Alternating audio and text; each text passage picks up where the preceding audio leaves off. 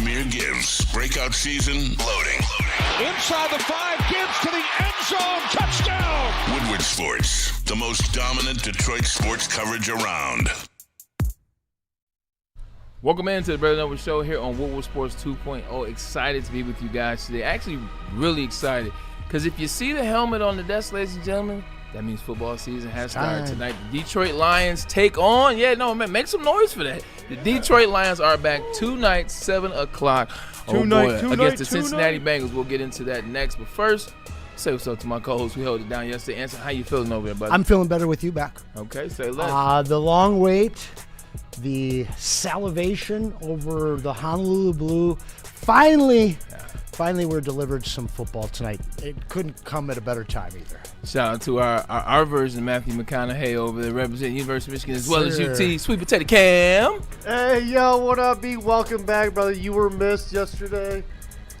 All right. Happy to have you back in the stew. Always good to have you back. And then I say hello to my right hand, Justin Satawa, who I appreciate the board, man. I see what you've been cooking up with the graphics right there. You're bringing us up to speed in the 2026 with the Braylon Edwards Show, brought to you by Justin Satawa. How you feeling, brother? I am feeling fantastic. Lions football is back, baby. What are you doing tonight? And I will be live with this goober right here as me and him will be doing the post-game show after the watch party at Art and Jake's in Clarkston. So make sure you tap in. Come and join us. With us in Clarkston. Definitely will be out there at Clarkston tonight. Excited to go to Art and Jake's. Talk about all the time. I do the reads, 80 TVs, wall-to-wall, 22 beers on taps, yada, yada. Tonight, we will be on location at Art and Jake's Clarkston, so it will be a good time. Before we jump into the Lions, because I know everybody's excited. I'm ready to dive into this preseason as well. Two things I want to talk about. First, Royal Oak parking has to be stopped. Anson, you came up here about a month ago and you talked about the parking here. Like, the parking out here is irate. It is erroneous. The way in which these meter maids, or whatever the professional term for them is, terrorists. The way they operate, they really are. They really are. Typically, I don't park in the structure. I park right behind in the alley. Park right there. Privilege. Giving up. No, because it's $3. It's $3.75. It's cheap, man. Every day I think about you paying that. It's $3.75. But to your point, how they get you is they only allow you to do 3 hours. They only allow you to do 3 hours. I'm always here 3.5 to 4 hours. I get caught. Today was even worse. I pull up. I hit Justin up. I hit the chat up. I said, hey, anybody hungry? You guys want lunch? Sorry. Let me start over. Chat, how you guys doing? How's the chat doing out there? Excited to be back with you today. Missed you yesterday. Chat, glad to be back with you. Always got to speak in the chat. But hold on. Let me get to these. Okay. Let me get to this before I forget it. Legitimately, I hit the chat. I said, anybody want to go to lunch? Justin responds. I said, cool. Come up, pick you up. As opposed to wait outside in the car, I said, I'm going to go inside, see what Anson is doing. He didn't respond. I know he's probably working. Sweet Patata Cam is probably not here yet. We'll see. I come inside. I was inside for 9 minutes. 9 minutes. Ticket. Oh, you got a ticket when you went Got a ticket. I heard you were like, let's get back out there so I don't get a ticket. 9 minutes. Wow, terrorists. Whoa. First of all, where was this guy even at?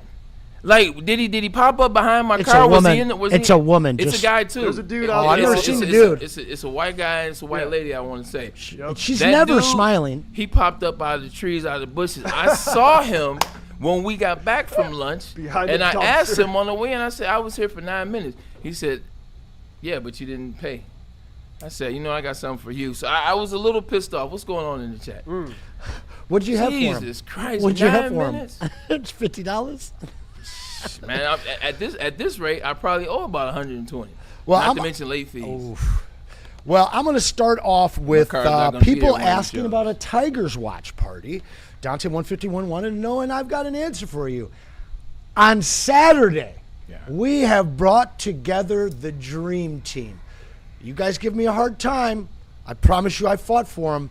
Tom Mazaway will be leading the show, which I believe will be from 3 to 5, so you catch about the last 3 innings of the game as well as the post game. He'll be joined by Tigers Elite Matt Broder, Rogelio, and our very own Tigers Insider, Mr. Gordon. That's a party. They will be at our new sponsors block party this Saturday, downtown Pontiac. That's right, Freddie Felt. Yaktown represents. Did I get invited? Well, you're always invited. Did I get invited to this? This sounds yes, elite. Tom Mazaway? We just cemented a year-long partnership with our friends at Jars, and we will be joining them Matt Broder? So noon to 6, we'll be down there. We'll be doing the show from 3 to 5. Make sure you tap in or come and visit us. I got to see if I'm available because I never want to miss an opportunity to get away with those guys, and I haven't seen Rahilio in a very long time. So eager to see him, happy that he is back as it relates to working with Woodward Sports and the Detroit Tigers, as he deserves to be. Now, another super chat, though. Just came in. $10. Let it roll. Did you want to transition to football? Because this one's going to do it. I was going to transition, with the preseason for the Detroit Lions starting tonight. It made me think about my very first preseason game. Ooh, I love that. So that's where I was going to go. Well, let's read from Swanky Tiger because he's a little upset. He's for $10. Oh, he's pissed. And he's complaining about money here. So shout out for the $10 super chat. Man. Why Lions games got to be so expensive? Station in Germany, and that game sold out within minutes. Cheapest seats to take my wife and kids in nosebleeds would be blank after Euro conversion. How much do you think? Probably $525. Try $1,900. Oh, per ticket? No. I believe that's take my wife and kids. So yeah, you're about right. So that's about $4. Yeah. Assuming he's got the wife and 2 kids. Yeah not cheap, man. $480 to $525. Yeah, they priced the tire. They priced the Lions out. Actually, everything is expensive right now. Like if you want to go to an event, everything they price you out. Whether you want to a basketball game, a football game, a baseball game, a concert, a comedy show. Mojo Brooks is one of the funniest young comedians in the game right now. One of the first individuals that can kind of be that influencer on social media, but then actually put together a real comedy set, because those are 2 different things. Really good at it. I looked at tickets the other day, $377 for the 4, $425 for the mezzanine level. Like what? How many Grammys have you won? Dang. You're talking about $425 for Mojo Brooks. I digress. Make your cash, King. Getting back into it, though, they price you out. But the Lions have something that most people want to see.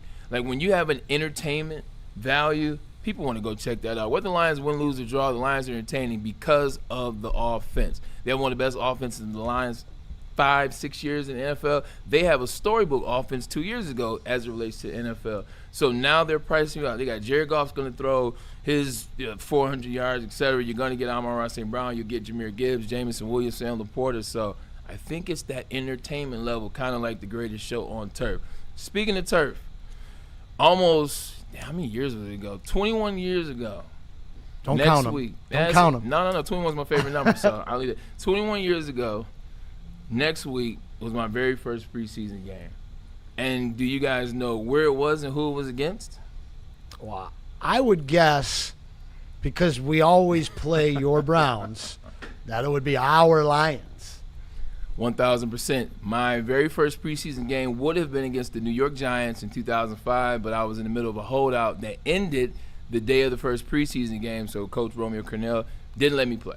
So I didn't play in that game. My very first game would have been the following week in Detroit at Ford Field. And boy, oh boy, you talking about the wave of emotions from being from Detroit to playing at the University of Michigan to now being full circle drafted by the Browns and playing at home. I had 60 people in attendance. Oof, and no, a lot of tickets. And no, preseason tickets are not free for players. Those 60 tickets, they had to pay the same price that you pay for regular season tickets. So, yeah, signing bonus for sure. But it was just so many. You know, I have a breakdown of the game here. Oh, you do? I do. I snuck because he asked me the same question before the game. I got it right because I know we play the Browns a lot. You know, the final score was 21-13. Joey Harrington started and went 5 for 6 with 46 yards. Shout out to my Bandon brother. After that, one Jeff Garcia checked in. The revenge game. If you don't know, you don't know. Jeff Garcia was a starting quarterback for the Lions in 2004. So this was like a revenge situation. Well, and he had a nice game. He went 9 for 15 for 99 yards and a touchdown. 2 picks. His calling card. Sounds like shout out. Now, on the other side of the ball, Charlie Fry led the game-winning drive. Akron Zips. Charlie Fry. Shout out to the Akron Zips. Game-winning drive in the fourth quarter, highlighted by a 4th down touchdown pass. Next line. Braylon Edwards. Hey. You know what time it is. Caught the go-ahead 7-yard touchdown pass with 54 seconds left in, my favorite part, his professional debut. You know what time it is, man. You cannot come back home and not show out. And that game, I actually was mad going into that play. Like, just quick synopsis of the game. I got in there right around, like, the second quarter, started making some plays. I called a slant. I called a hitch. But then there was a big opportunity for me. They called a deep post down the middle of the field. It was wide open. Well, not wide open, but the space was wide open. They called the play. I'm excited. I said, man, this is the play. This is where I show them I belong. This is where I say, welcome to the NFL. Throws the ball up in the air. Safety starting to break on it. I go to get it. Safety made a play on it, and I let him come down with it. You talking about feeling like there are kids in the studio, so I won't say these things. Shout out to my young man Caden over there. But I felt like that. And I was waiting for an opportunity that whole game to come back. Fast forward to that last drive. We get it. Romeo's going to kick a field goal. Like, it's 54 seconds. And coaches, they want to get all the type of 13-13 at this moment. 100%. Right? But, coaches want to get all the things out there. They want to get, it's third down, we'll go for it. If we don't get it, let's get the special teams, the kickers, the punt, the special teams units. Man, we didn't get it on third down. I was yelling in Coach Cornell's ear. I said, you have to throw a fade. You have to throw a fade. You got to go for it. I'm at the crib. I'm going to make the play. I will make the play. They call it. We get it. I thought it was going to be the beginning of something special in Cleveland. Kind of right, kind of wrong. But I digress. The Lions go down, and that was my very first preseason game. So shout out to Detroit, man. Dante's a little upset with me.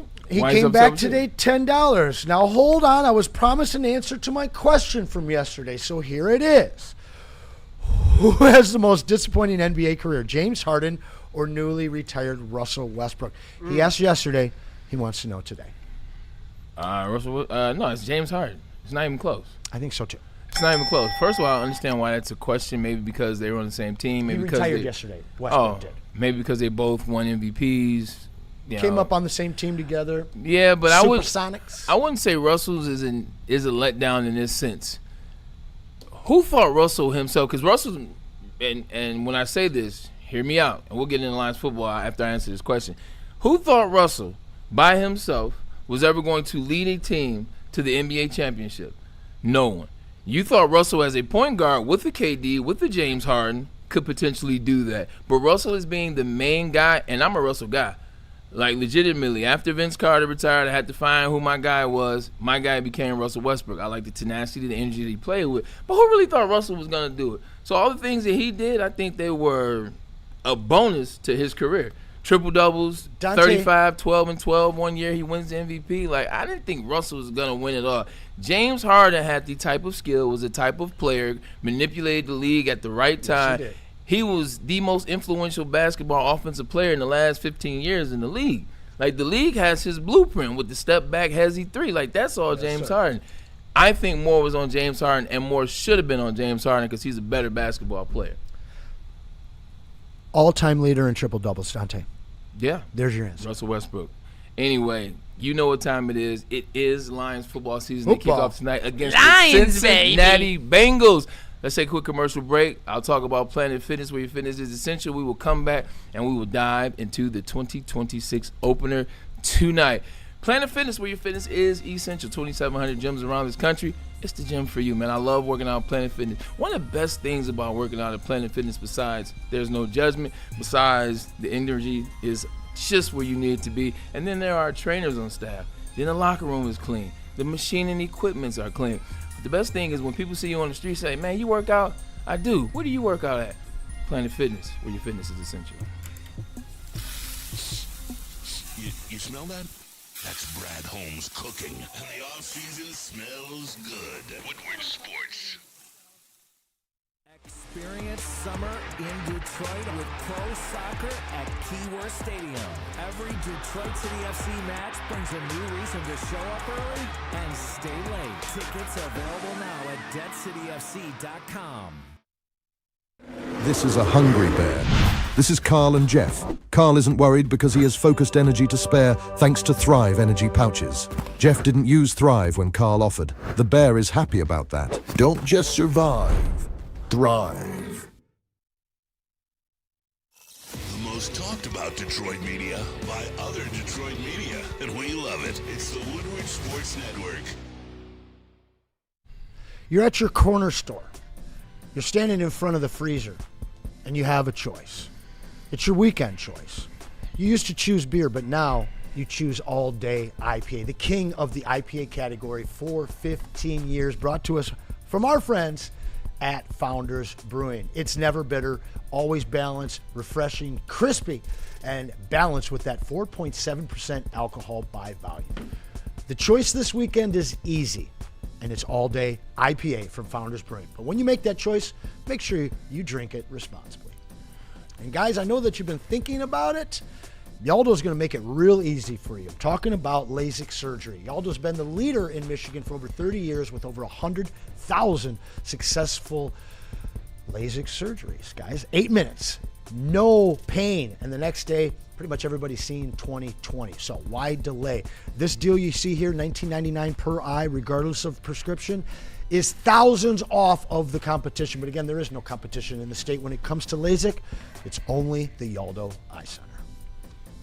And we back, as we used to say. Welcome back to the Braylon Edwards Show. Question, the topic, the question.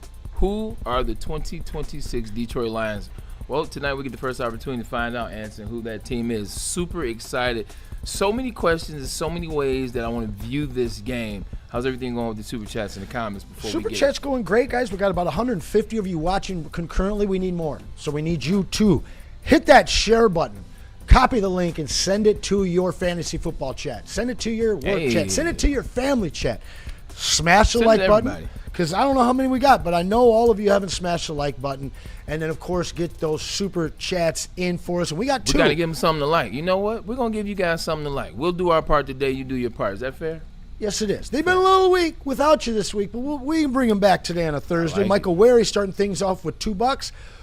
What are you guys looking for tonight with the Lions? That's a great question. Justin says this a lot. I'm going to use this because today it makes sense. It's not about the numbers. It's not about a score. It's not about wins and losses. It never is in the preseason. You know, you were doing that IPA read, and one of the words you used was crisp. Crispy, actually, is the word you said. I'm going to drop that Y. I want to see things look crisp. I want to see them look smooth. Because when you go back and watch the Detroit Lions over the past in the preseason, game one, they look horrible. Horrible or horror. Go back to last year. Look at that Falcons game. Don't worry, I got the stats for you. Oh, boy. Net total yards, 207 for the Detroit Lions. You want to talk about some stats? Let's run this down real quick. Penalties, they had 7. Turnovers, they had 3. Kyle Allen, no longer here, 7 for 8, 122 touchdowns. But on the reverse side of that, Hendon Hooker came in 38 yards on 7 completions.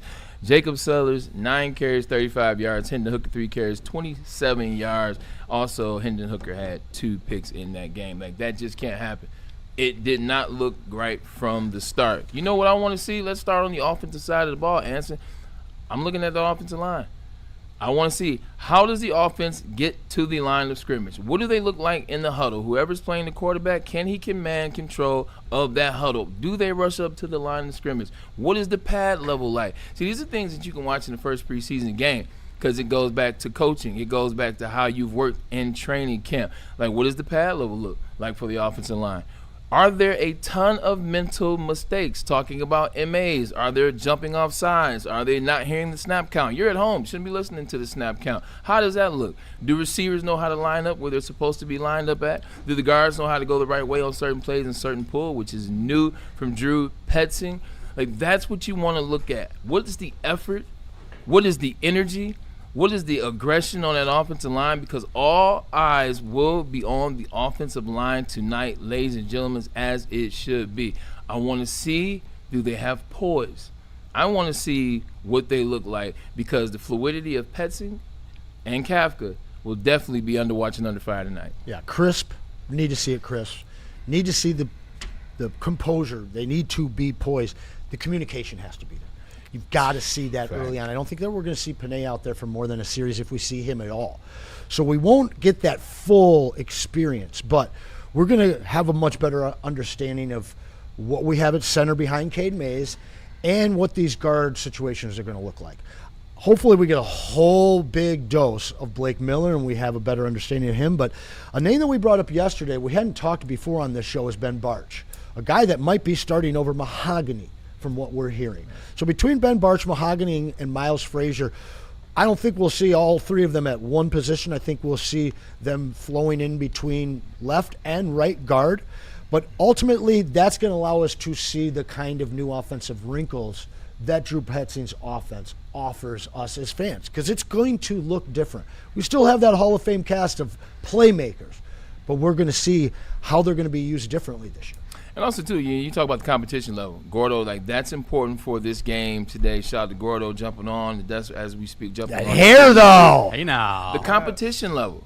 You want to see the competition level because there are a lot of open slots on this roster. Whether you're talking about starting jobs, whether you're talking about second string jobs, there are a lot of spots open. So guys are going to make mistakes. I don't want the football to look perfect. This is what I'm looking for. But if you're going to make mistakes, as my coach Terry Rabisky used to tell me, you better make them full speed. I want to see guys making mistakes full speed. I want to see guys actually going out there fighting, competing, understanding this is where I make my mark. This is where I start to let people know about myself.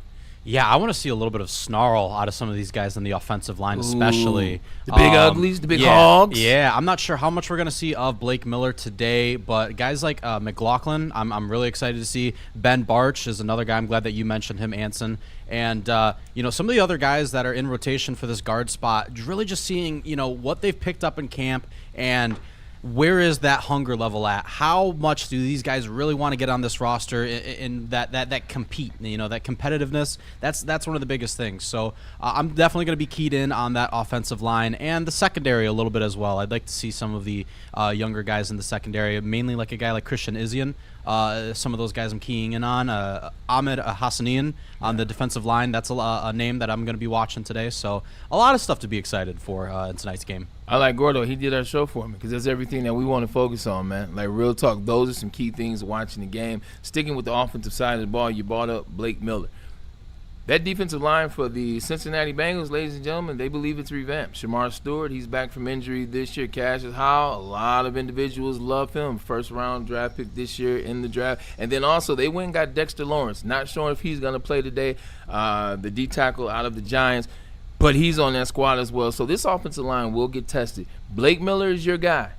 Blake Miller is the guy that you wanted, number 17 overall out of Clemson. What are you looking from him tonight? Game one, night one, won't play a ton, but you still want to see. I don't mind him getting beat. I don't mind him giving up a sack. I need him poised and communicating, crisp, like those adjectives you put out earlier.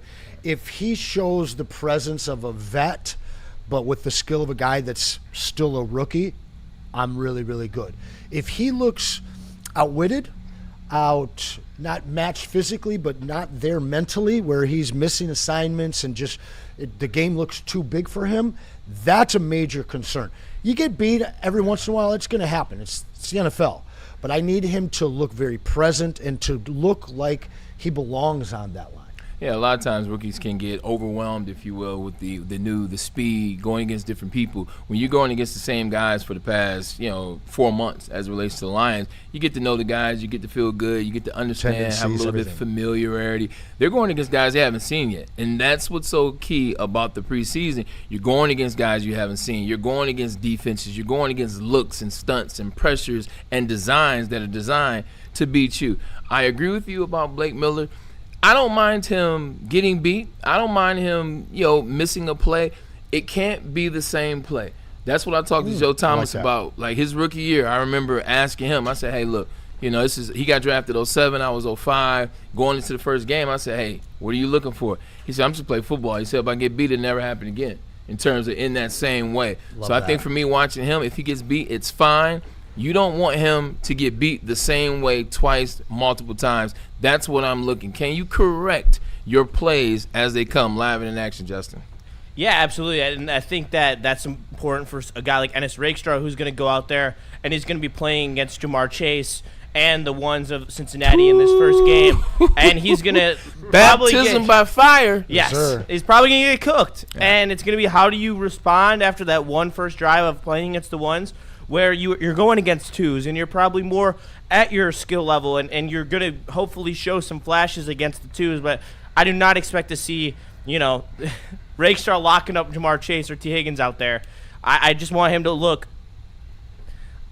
admirable, not even like that good. I just like that he can keep pace, like what we hear out of camp with him and JMO, that he's every couple deep routes with J-Mo, he's on pace, he's in there, he's getting physical, he's making J-Mo offensive PI him so that he doesn't get a pick. Like, that's the stuff I want to see in a small sample size. And then obviously when the twos come out, I want to see him come out and dominate, because that's what I expect. If he's going to be any type of cornerback in the NFL, he should be able to lock up some twos. One thing I respected about the Hall of Fame game against the Panthers and the Cardinals is, like, once they got through that first quarter, man, they got the rocking and rolling. You saw some efficiency on the offense. You saw some aggression on the defensive side of the ball. It looked like they had been in camp.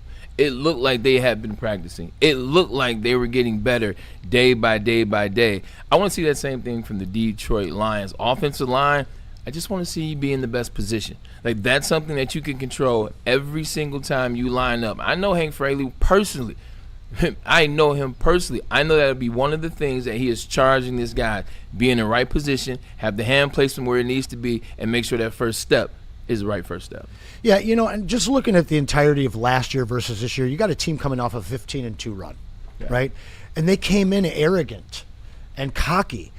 And they said, we don't need the preseason. We're not even going to play anybody. And it cost them. It cost them early. And there's just a far different seriousness. The tone feels far more serious and focused on this preseason, on training camp, on really getting those kinks worked out before week one like they failed to do last year. Question from Elgato in the Super Chat, which continues our offensive line talk. Because this is a 12-13 personnel system now, he wants to know who's going to be playing at tight end. Do you think that we see some Laporta?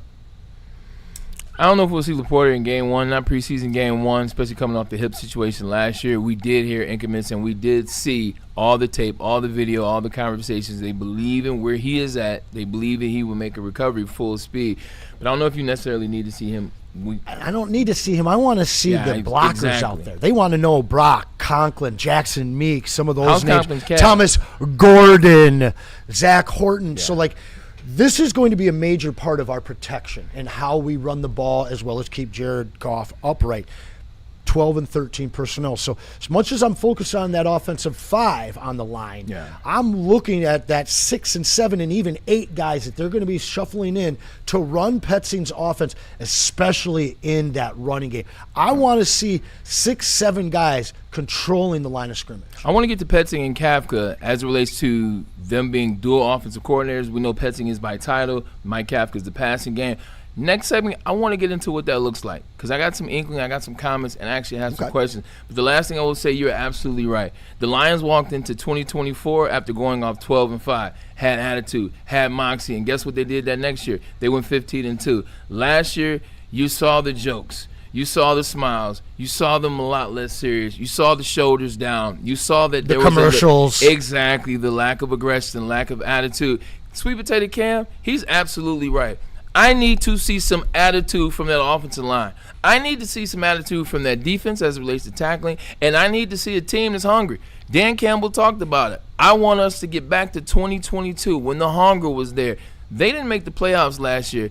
Damn it, I want it to look like that and feel like that when we watch this game, Cam. Yes, sir. Let's get back to grit and biting off kneecaps. Let's injure some dudes on the other side of the field. That is very uncam-like right there. But seriously, let's get back to what we used to be. The team that people are scared about, and continue on to be America's team here. Yeah, for a little while, for a short stint, teams were actually afraid to play the Lions. You saw them. One of those things is they would get beat before the games even happened. Get back to that attitude. I talked about Kafka, Justin. I talked about Drew Petzing. Too many chefs in the kitchen is a phrase that they use from time to time when you have a lot going on. Seems like the Lions understand this situation, though, and I don't think it'll be too many chefs. What are we looking for as it relates to the switch-off between first down and third down with Petzing and Kafka? I'm mostly expecting a cohesive unit, because I think last year there wasn't enough chefs in the kitchen, and I think that's why this shift has taken place in the Lions coaching staff, where they are now making sure that they have specialized guys who can give a different view and, at different times give, a play suggestion that maybe isn't on Petzing's mind. And that's why I think that Kafka's elite knowledge of the passing game is going to be able to allow Petzing to really look at everything in a vacuum and allow to have two just excellent offensive minds looking at plays. It is such an advantage, and I think that you're going to see better timely play calling than you did last year, like those times on those third downs where in 2023 and 2024 we got so accustomed to Ben Johnson is going to call the perfect play with the receiver wide open in the middle of the field. It usually was perfect. And I think that we're going to see a lot more of that compared to last year, where they're going to scheme a guy wide open because they have this verse knowledge and offensive background. I'm very excited to see how this offense looks. I do think it's going to be a shell tonight. It's not really going to obviously show the nooks and crannies that we're going to see in week 1, but it's going to give you a little taste of the type of routes that they're going to be running, and that's what I'm excited to see. I agree. It will be a shell of what we'll see week 1. It won't be a serious version. We'll save that for the New Orleans Saints. But to your point, it still needs to be crisp. It's still going to be plays that they're running now. It still is going to be things that they've been practicing. I want to look like they've been on the same page.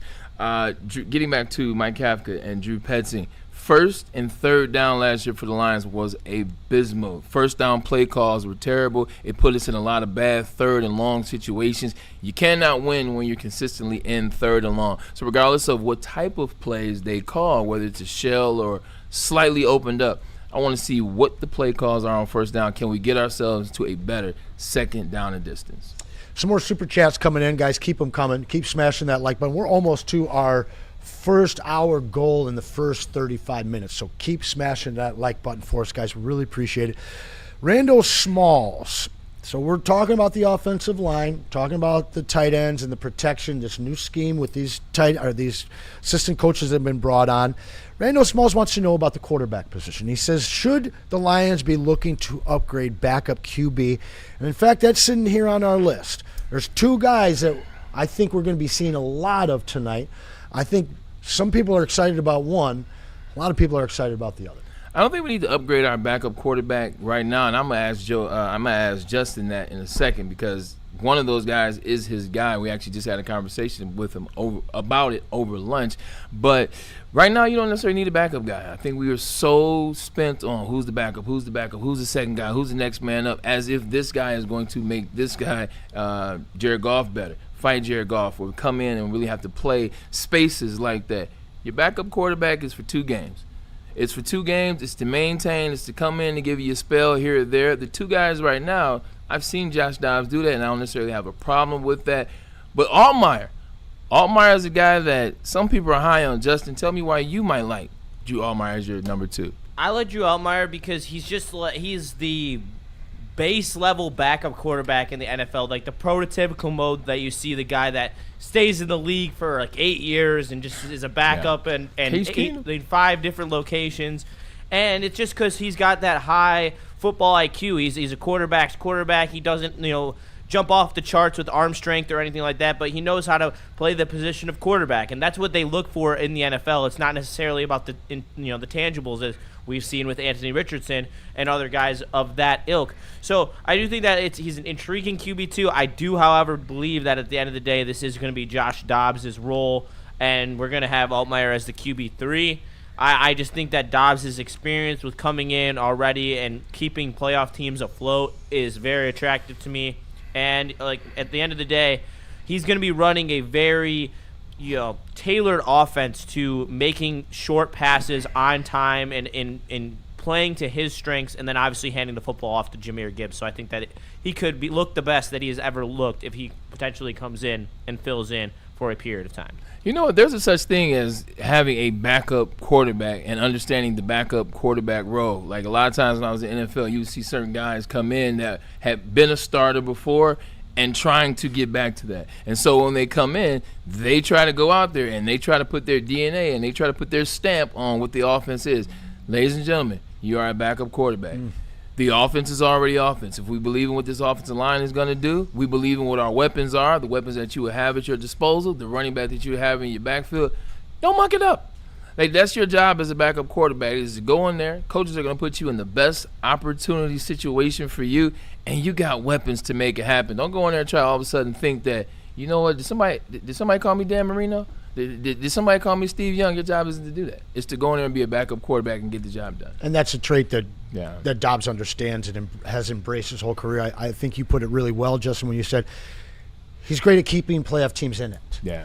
And again, you're not looking for this guy to start a whole season for he's like you. Won his first game. Every backup role he's had in the last 3 goals at it, he's won his first game as the backup quarterback. That's right.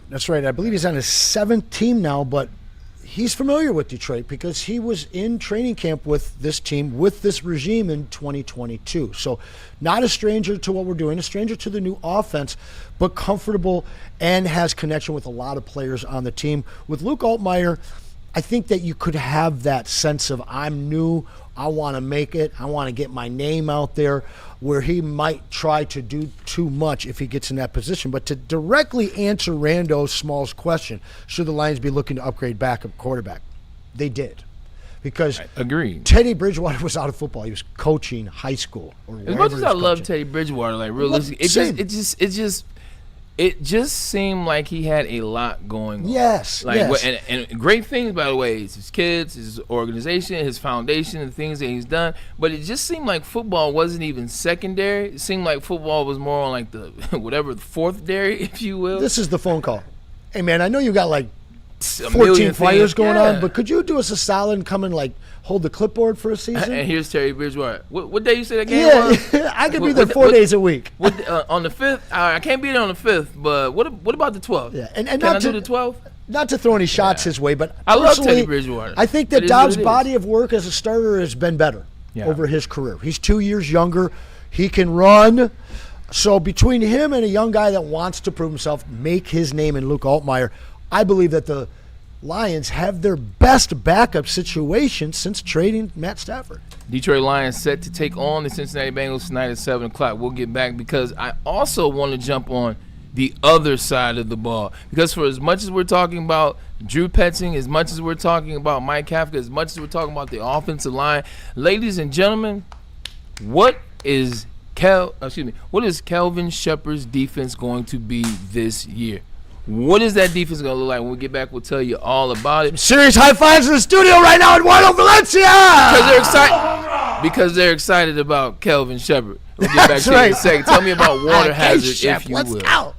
Yes, Braylon, I got you. Whether you're at Art and Jake's in Clarkston, chilling with the Woodward fam, or on the golf course, check out Water Hazard, founders of very first Cam Vodka cocktail at 5% ABV. It is citrusy, refreshing, and gluten-free.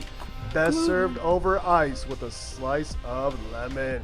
Get $5 cans at any Art and Jake location throughout Michigan on Mondays, Thursdays, and Sundays. But please drink responsibly. The Super Bowl parade in Detroit will be one for the record books. Detroit just does it different. Woodward Sports, your official Super Bowl or Bust Lions network.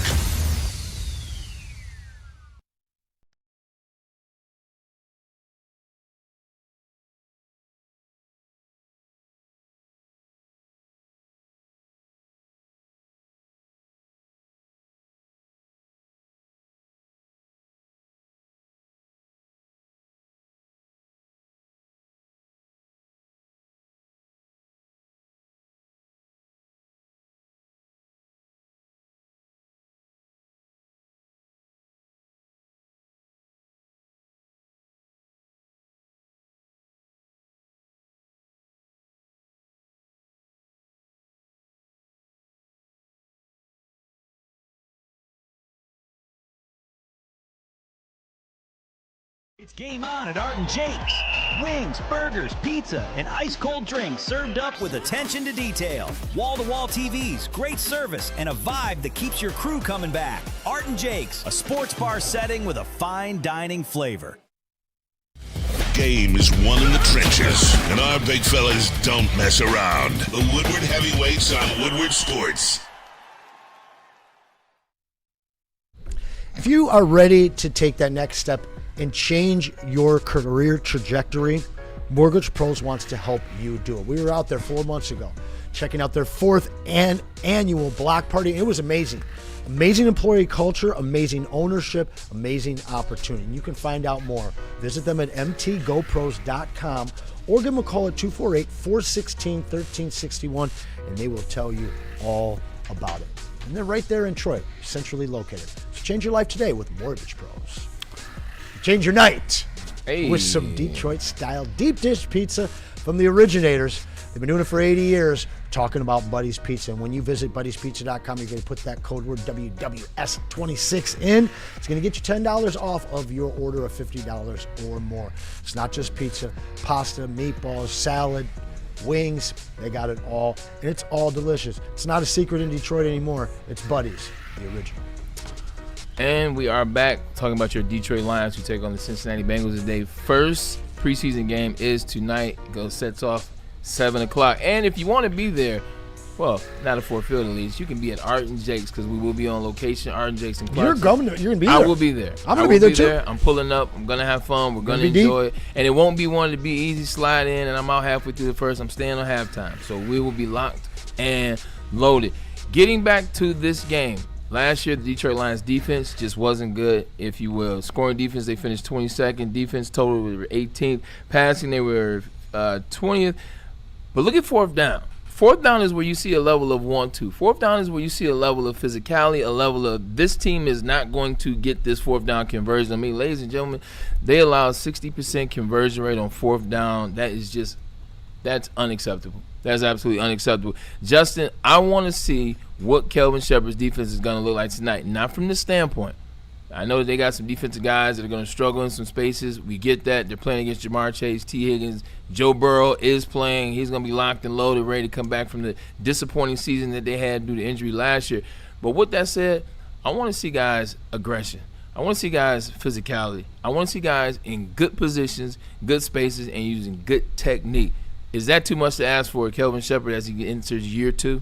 Absolutely not. I didn't want to see guys flying around, hat on the football, and I want to see them just making plays. I'm also curious what the mix of man and zone is going to be.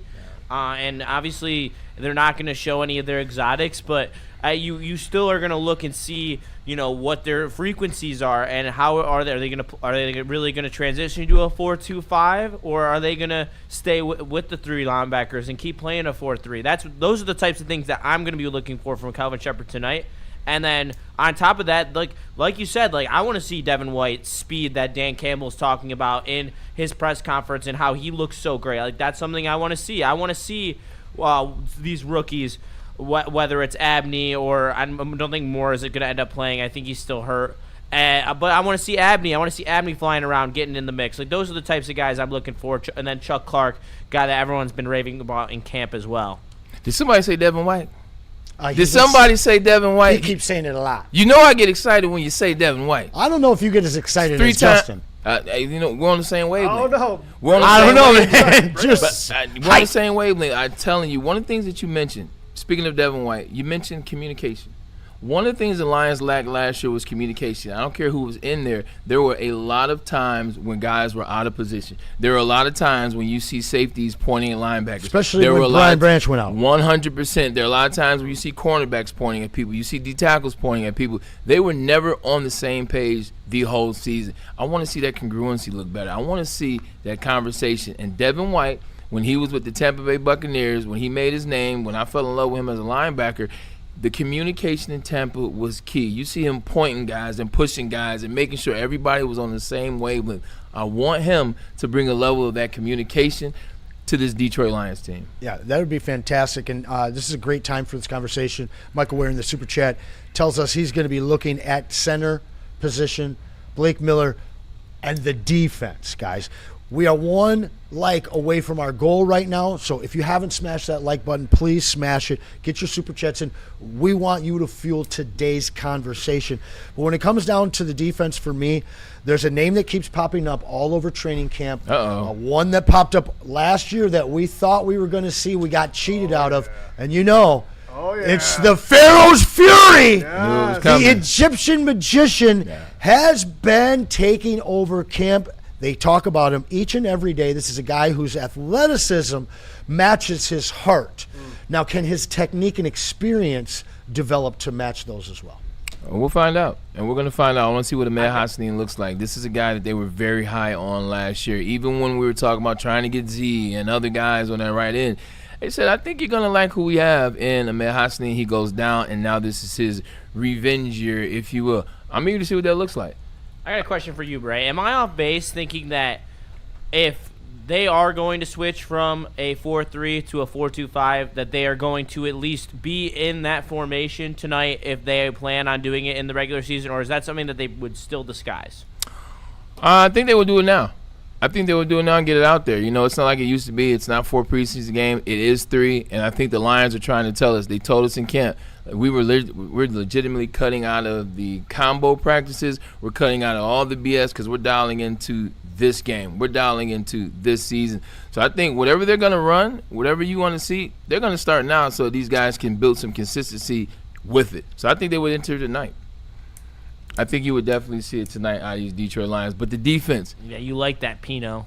Yeah, 100%. But the defense, man, you want to see it. Just want to see guys fly around, like you said. You want to see guys making tackles. A lot of things that they had done somewhat well in 23-24, they just completely got away from last year. And it doesn't matter who was playing and who wasn't. Some of these things are technique. They are fundamentals. They are things that you tell yourself and that you know over and over again. So I want to see them come out there with that level of consistency. No doubt about that. Another super chat coming in here from Pinochet Heli Pilot.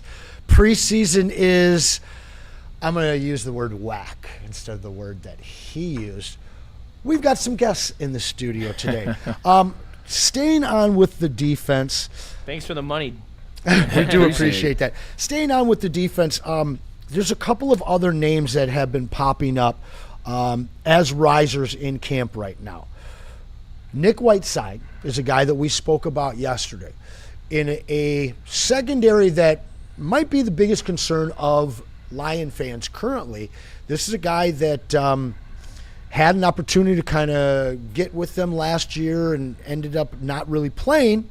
Now this year you have an opportunity for him to actually be making some impact to the point where they're talking about him really mixing in with the starting unit at times as a rotational player. Maybe this is a guy that ascends to a starting position. They're so high on him. We're going to get a chance to see a guy like him where Rock Yassin, we've been hearing great things out of camp, we get a much better feel for how bad this secondary might be or how surprising they might be. That's the other thing. We keep getting all these stories out of camp about who's playing great. Oh, this guy's great. This guy's doing great. Rocky Singh, oh, you should see what he's doing. Ennis Rakestraw, he's going to save the 2024 draft class. Ahmed Hassanin, this is why we were talking like we were last year. I want to see it tonight. I want to see somebody step up. Yeah. That's what the preseason is about. It's about guys stepping up and making you take a second look. Who's going to be that guy that makes me take a second look? Who's going to be that defensive back where I'm like, ooh, okay, maybe. Who's that guy? Because these are the moments. I remember playing against the New York Giants my second year as a Jets. Preseason is Jets, is Giants. Rex wanted us to be starters versus starters because he wanted to be the Kings in the North. Well, they played their backups and we played our starters. You know what one of their backups was? Wasn't even on the radar. Wasn't even on the radar as a wide receiver. Wide receiver out of UMass. Wore number 80 for the New York Giants. Ooh. Got his salsa dance on, if you will. Victor Cruz was legitimately the fifth wide receiver playing against us preseason game 2 against the Giants. Don't you know he had 100 catches? Don't you know he had 180 yards on 3 catches? And oh, by the way, all 3 of those catches were touchdowns. Who is going to look at the position and say, ain't nobody better than me? I don't understand why he's starting over me. Is that Rocky Sin? Is that Ennis Rakestraw? Is that McLaughlin? Like, that's what I want to see. Who is going to take this opportunity where there is so much competition level, there are so many battles to be had from a first to a second, from a 2 to a 3. Who's going to step up and look like something tonight? Yeah, this Nick Whiteside kid is somebody that I'm going to be looking at. And is it Nick Whiteside? I'm very unfamiliar with him, to be quite honest with you. Him and Ben Barch are guys that just kind of, well, they've made a name for themselves, at least in training camp, and ready to do the same thing tonight in preseason. We need Nick Whiteside to be able to do that. Ben Barch would be great. If we can upgrade that left guard position, sweet. But we know for at least 2 months of this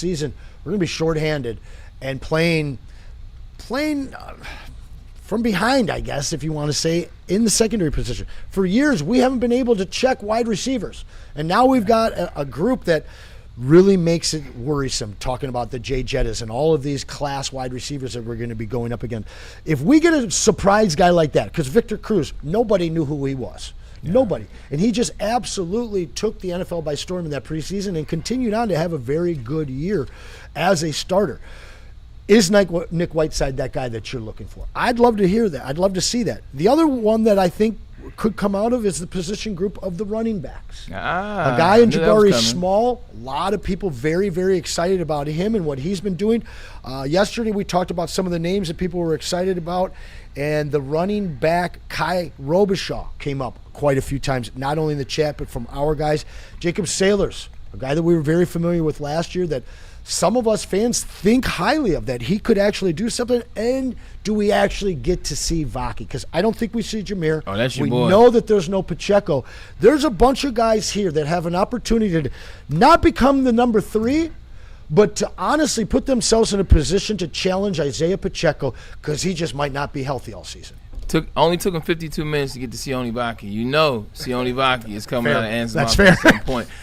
You talk about Robichaud. I legitimately saw a play on scrimmage. I saw a scrimmage play online on socials. I'm pretty sure all you guys saw it. It came out yesterday where he's just running physical, stiff arming through guys. He's running hard. You see the wide receivers. I think you see J-Mo was on the field actually. Shocker. J-Mo's on the field blocking. But you see the guys get excited. That's what the Lions are looking for. Who's the guy that can go up in there and get the yards destined? Like, not everybody going there is Jahmyr Gibbs.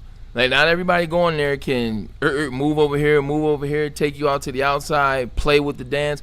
Some people have to get the yards designed, and that's what the backup running back's job is. So if Robichaud could run hard like that, physical, aggressive football like that, he has a shot to be the number 2 and a shot to make this squad, because that's what they are looking at. Number 3, Justin. Absolutely, yeah. And I mean, but they say the same thing about Sailors and Vaki. So I'm just going to wait and see approach, okay? I'm not going to act like I've been at training camp watching them, and they don't really post the highlights of the backup running backs, because that's not what they want to see. Everyone wants to see Jahmyr Gibbs and J-Mo and Amon-Ra St. Brown.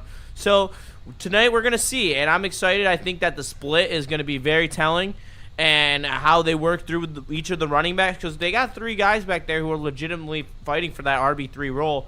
So we'll see what's happening and how the carries go. But I like Vaki a lot if he's healthy. If not, I like Sailors. Quick question before we get to commercial break in a couple minutes or so. Is there something that you're watching out of Dan Campbell? Is there something that you're looking at when you see Dan Campbell on TV, since we won't be in person?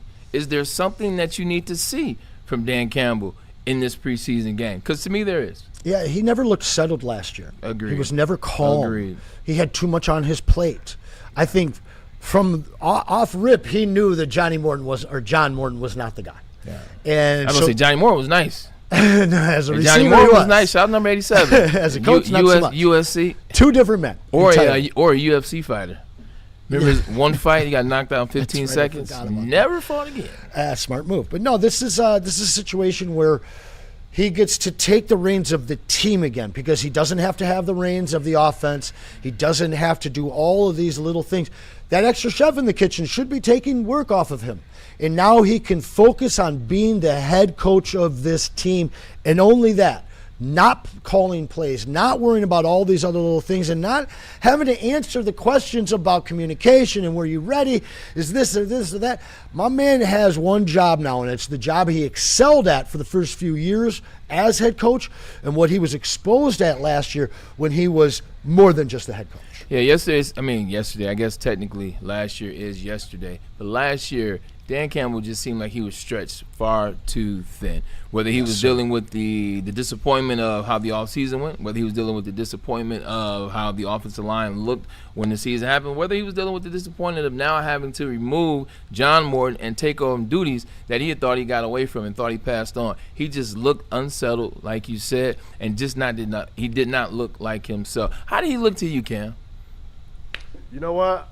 Be real with you, I was reading the chat. I was all in the chat. What did you think about Dan Campbell's demeanor last year versus the years before it? Man, Dan Campbell, really it was the offensive coordinator. Once he got out of there, he was overwhelmed and just didn't he was running everywhere. He was running around like his head was cut off, like a freaking chicken.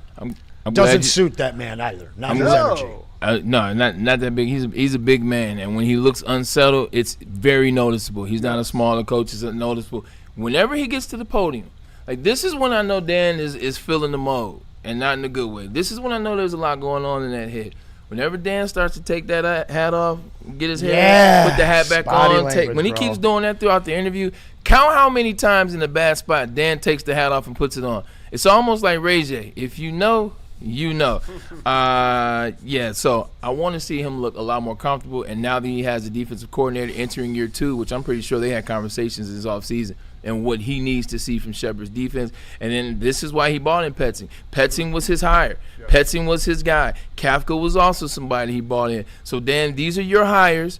These are who you tried to say is going to fix the Detroit Lions. And if that's the case, I need to see my guy look a little cooler, a little smoother. Because there are also not a lot of commercials this year. I haven't seen the Applebee's and all the other commercials. Well, and that's, I like that you took it to the podium because – his body, as much of a diplomat as he is, you can read the body language. The hat thing is huge.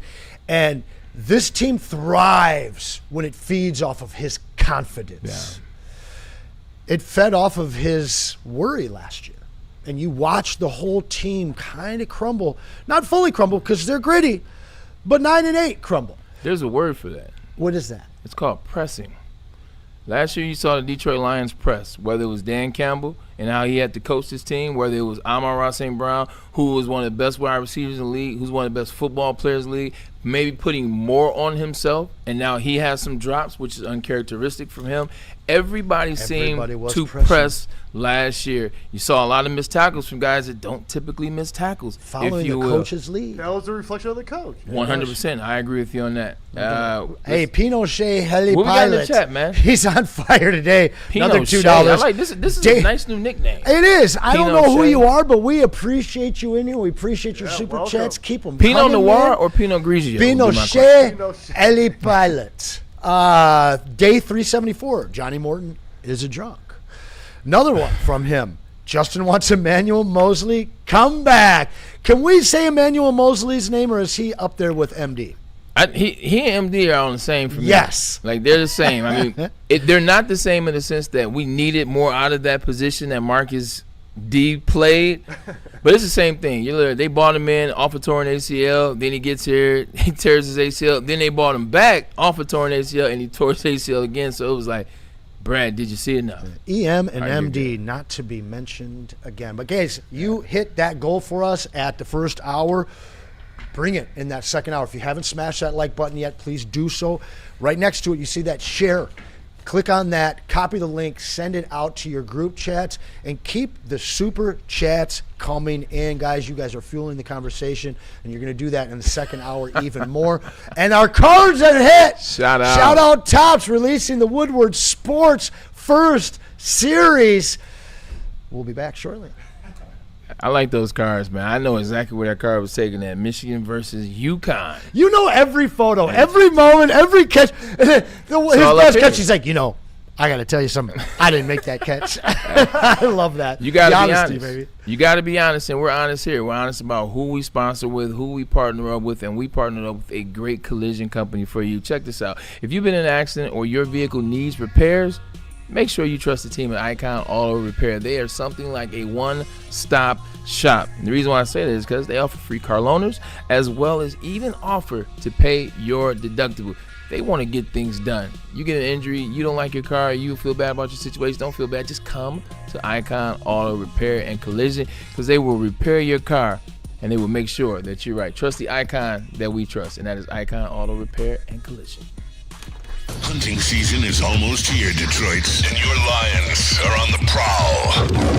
Make sure you're locked into Woodward Sports for all the Dan Campbell reactions, Jared Goff touchdowns, Amon-Ra first downs, Penny pancakes, Kirby picks, Gibbs big plays, and of course, Jack Fox's leg. Stay locked in on all your Lions coverage right here on Detroit's #1 sports network, Woodward Sports. You know how some things are so good they should be world famous, but they're not? Our house-made vinaigrette is one of those things. And the antipasto salad, we drizzle it over. Same with our hand-battered chicken tenders. Original recipe soups and pasta sauces. It's almost as if our original, world-famous Detroit-style pizza is mocking them. And that's not very nice.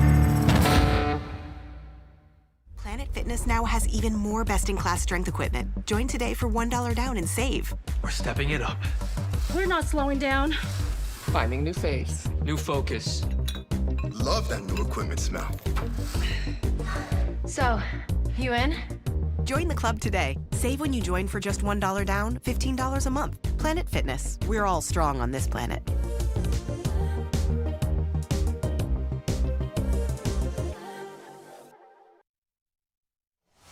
The next generation of Detroit sports media is here. Crunch Time is back on Woodward Sports. Join Jeff Iafrate and Booner Monday through Friday, 11 a.m. to 1 p.m. Taking Detroit sports coverage to the next level with massive interviews, viral moments, and the best live reactions. Get ready, Detroit. The young guns are taking over. Crunch Time on Woodward Sports. It is home buying season. We're halfway through it. I know you've been thinking about either buying that new home, upgrading, getting your first home, or just refinancing your current home. Make the call. Chad, Chris, and Christina, they are standing by at Supreme Lending, but they want to talk to you in the beginning, not towards the end. So they'll take you from point A to closing, and they will get you in the best form possible for the best loan program possible. They've got 0% down payment programs, as you see they're available. And when you mention Woodward Sports, we're going to save you up to $500 off of your home appraisal. So make the call today to Supreme Lending. And we are back enjoying a wonderful Thursday conversation talking about the Detroit Lions who take on the Cincinnati Bengals. Lions, baby! The Lions are back. How's the chat? That was a Ryan Amani you guys asked me about a couple days ago. It was pretty good. The chat's holding strong, waiting for some new super chats to come in. They hit our goal. Absolutely. We're at 79, so keep pushing, guys. Can we hit 150 before the end of the show? You know what's funny about that last one you did? Was 0% down. It's funny phrases and things that when you're young you don't necessarily understand. Speaking of baptized by fire, one of those phrases is market price. The very first time I went to a Chop House steak, actually Chop House in Ann Arbor. Shout out, love the place. That place is gas. Like Chop House is fire, and when we can say it on the show because it is what it is. They've been taking care of me since college, so I love Chop House, love that place. First time I went there with my own money, though. Because, you know, the team goes there. Recruiting events, things. They were legal, by the way, ladies and gentlemen. The team goes there. First time I went there for myself, ordered myself a nice steak, and I saw MP buy the lobster, buy everything else. I said, yeah, let me get this. What's MP? I didn't ask that question. I just rocked and rolled. I just said, let me get that, too. Man, I got that bill. I said, market price. Got it. Never will forget. Never will forget. Stay away from the MP from now on. 0% down payment. You better also check the fine print on that. But they are legit. Getting back to the Detroit Lions. Studs and duds. I saw you had there on this list. I like that. Before we go there, anybody with the exception of Jahmyr Gibbs, that is a guarantee. You do not need to see them tonight. You don't want to see them tonight. And if you saw him dressed, you would be like, wait, what? He's playing? Are there any of those players for you? St. Brown. Yeah, well, St. Cam Brown. and Justin over there, they're united on not wanting to see St. Brown. Gibbs. I think Panay doesn't need to be out there. Yep. The only reason I'd like to see Panay is new offensive line. I love the way you've said it. These guys are all looking left and right, and not one of them has played next to that guy the year before. So having him out there for one series, the Iron Man, Panay, also allowing what's that? Also, it's because he wasn't playing that position last year. That too, and that too, because it's been a while. I think he was the best ever at Oregon, but it's been 5 years since he was on that left side of the line. Everyone else, these other guys, trying to figure out who's going to be the starting left guard, who the center backup is for the first 2 months, maybe for the whole season, hoping that you don't have to move Tate Ratledge around and giving a steadying bookend for Blake Miller. One possession I would actually like to see Panay. Every other year, I wouldn't have wanted to see. St. Brown, Jahmyr Gibbs, Aiden Hutchinson, Jack Campbell. Okay. And Nailed it. That's who doesn't need to play. Everybody else, even Jameson Williams, I would not mind seeing the first series. Like, as long as they get a first down or two, I wouldn't mind seeing J-Mo for 6 plays, 7 plays, and then take him off the field. Isaac Tesla, I want to see get going. But you don't have to mention 16 because don't need to see Jared Goff. No. But Amon-Ra St. Brown, Jack Campbell, Gibbs, and Aiden Hudson, those are the 4 I don't need to see. Studs and duds. So I got to push back a little bit on that for the same reason that I want to see Panay, I want to see Hutch. Okay? I want to see Aleem next to him, too. I want to see one possession, defensive, I guess, stand out of those 2. Because, again, you've got guys on that defensive line that haven't been there. And with Aleem not playing confidently last year, looking super confident, being one of the big risers in training camp that we've heard about so far, I want to give Derek Moore and whoever else are going to be rotating through that defensive line that are new to the Lions, I'd like to see them have some consistency and understanding of each other, at least for one possession. I agree. I mean, I not agree. I understand exactly where you are. Definitely need to see Aleem out there because this is a bounce-back year to a bounce-back year. Need to see Aleem out there. Need to see Talik out there. Need to see the other ends. For me, at the end of the day, Aiden's now in a situation where I think he is one of the top 5 best defensive linemen in this league, defensive ends at least. As much as I give him flack, I know what the boy is capable of, so I wouldn't necessarily need to see him tonight. Studs and duds, risers and fallers, you put this together, I'll let you lead it. And I got to shout out and say hello to Royalty in the chat. Hey, shout out Jan25 Rules, which we established yesterday. Yes. It's D-Mac's mom. Oh, Miss McCarthy. The creator of a legend. Yo, see, this is what love, family, and loyalty is about. For real. We got D-Mac's mom watching our show on the network. The D-Mac helped blister until you know what? Shout out, mom. No doubt about it. So going down that, got 2 moms in the chat now, man. That's right. You know my mom's always floating around somewhere. It's all love. You watch it over there, Justin.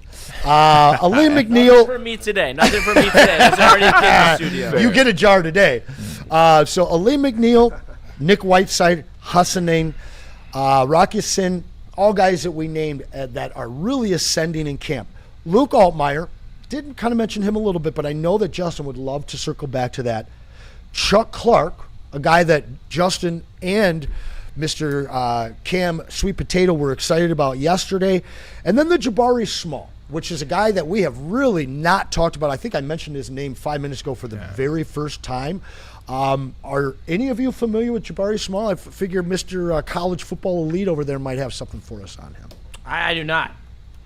Look at that, got you beat. I've heard the name, haven't watched the film. I definitely will have a better answer for you tomorrow when we come back in, or after we watch the game tonight. But the first name that you mentioned, and we did just talk about him a little bit, Aleem McNeil. Aleem McNeil is a very, very, very taboo name as it relates to what this team could be if he reaches the potential that they saw in 2024 when they greenlit the contract. How good can this defense be, Justin, if Aleem is what we believe him to be? If Aleem can get back to that 2024 October form, how good could this defensive line be? Man, I mean, yeah, you're throwing me a rainbows and unicorns scenario, that's for sure. However, this is what we do in Detroit. That D-line could be like top 7. That's like how good Aleem McNeil is, in my opinion, and he truly takes them to the next level. He can return to 2024 form. There's no doubt in my mind. Yeah, one thing about it too, when you got guys on one side, quarterbacks are able to float to the other side, be able to step up in the pocket, float around. You know what I'm saying? When you got guys that can clog that middle up, when you got guys that can stand those guards up, stand that center up, push past those guys and make it muddy in the middle, now there's not a lot of places where that quarterback can go. If Aleem McNeil can muddy up that middle like he did in 2024 for the Lions, now it makes it a lot easier for Aiden Hutchinson on the outside. Now it makes it a lot easier for Devin White, who's playing free, or Jack Campbell, who's coming off the edge playing as a free outside linebacker. So he is very, very important, and that's why I want to see it, and that's why his butt needs to be out there tonight. I got to see it, Anson. Yeah, we're going to see a lot of these guys tonight. The risers I'm excited about, they're mostly names that we've talked about. The fallers, you ready for that one? Some interesting names on this list. Some scary names on this list. Gio Manu, not scary. We knew this was a project and a risk when it happened. Shouldn't have happened as early in the draft. I don't even pay a name any attention for now. sure. Peyton Turner, I'm not quite sure who that is. I don't think that he's probably going to make the team. Maybe that's a depth defensive piece. But there are two names on here. The first, Isaac Tesla. Guy has struggled during camp. We've heard a lot of it. We've seen the great catch. Right. And we know that he can make those great high-point catches. But is this guy, after playing just a couple years ago at Hillsdale College, is this guy progressing beyond just I'm a guy that runs down the sideline and a guy that jumps real high in the end zone? Because it sounds I feel like this is minimalizing him, but all right. But what I'm saying, though, is it sounds like the struggles and the knocks that are coming against him in camp are because he hasn't progressed beyond being great at those two things. I haven't dived into that, but I have heard some of that. I don't want to necessarily validate that before I do more homework, but let's just take it for what it's worth. One of the knocks on drafting him is he did not start at Arkansas. He was coming out of Hillsdale. I don't care where you come from, it's where you're going. But he didn't start at Arkansas. He was the fourth wide receiver for the majority of the year until he switched to the third wide receiver, in which they only used him in certain spaces. The spaces they used him in is jump balls. Oh, we know he can do that. They used him in the seams. We know he can do that. And they use him in blocking plays of sorts, and we've seen the energy and the effort that he gives. But in terms of taking that next step, when you're 6'4", when you're an outside wide receiver, you're going to have to run routes. And if he is taking a step back, or if he's not progressing, then that means the route running. That means understanding the concepts. That means making him a rotational where he can go play A or he can go play X and he can go play Z. It means that he's struggling figuring out those concepts. And if that's the case, let's not forget, Justin, the Lions did give up 3 third-rounders to get this individual, Isaac Tesla. We saw him in spaces. We got excited, started seeing him a little bit more, and the season ended how it ended. That is actually not alarming, but I don't like to hear it. No, obviously you don't like to hear it, but at the end of the day, I think that you have the sufficient depth in Dortch where even if he doesn't blossom as you think he is into what Dan said is a three-headed monster between him, St. Brown, and Jameson Williams. So I'm eager to see what he has, and that's why I think him playing in the preseason is important, because I want to see him develop as a route runner and as a primary target in this offense, regardless if he's playing with a backup quarterback or not. Really want to see how they use him, man. When you talk about offensive coordinator that dibbles and dabbles in 13 formation like Drew Petting, and then you bring in passing game offensive coordinator Mike Kafka. There's a lot of spaces that you can use Isaac Tesla in, a lot of spaces. I want to see what they do tonight. Start to implement some of those spaces. I'm salty. He's got a salty take here. Tesla couldn't start at Arkansas, but we traded 3 thirds to go take him. Meanwhile, we have a rotating door on the offensive line and secondary with continuous injuries. Shout out to Sound Kayak, who is leaving L.A.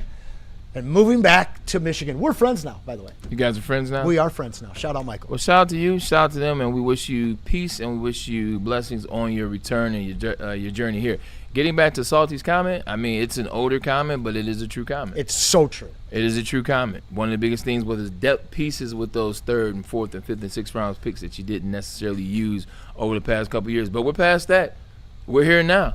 And what is Isaac Tesla going to be for this Lions team remains to be seen. They want offensive weapons like it's an absolute luxury. Going out of style. Yeah, man. I mean, they just keep going after all these amazing performers and these ceiling players. And the fact is, you gotta take care of the trenches too, guys.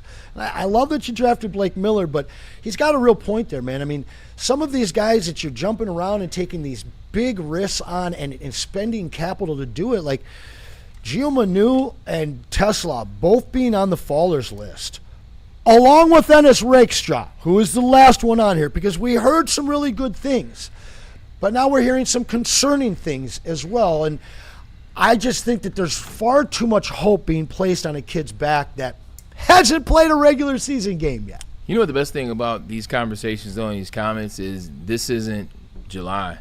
This isn't June.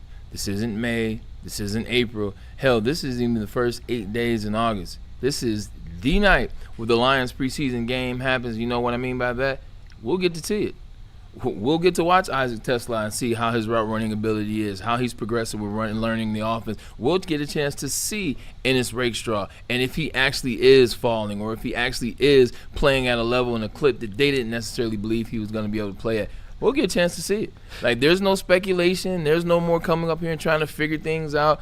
The game is here. The night is here. Tomorrow, there will be a lot to talk about with this Detroit Lions team. But before we hit this break, there's some funny stuff going on in the chat. We need you guys to keep it up. You guys are killing it. I want to laugh. Smash that chat or that like button. Keep the super chats coming in. Freddie Felt, 2026 is the year of Anson reconciliation.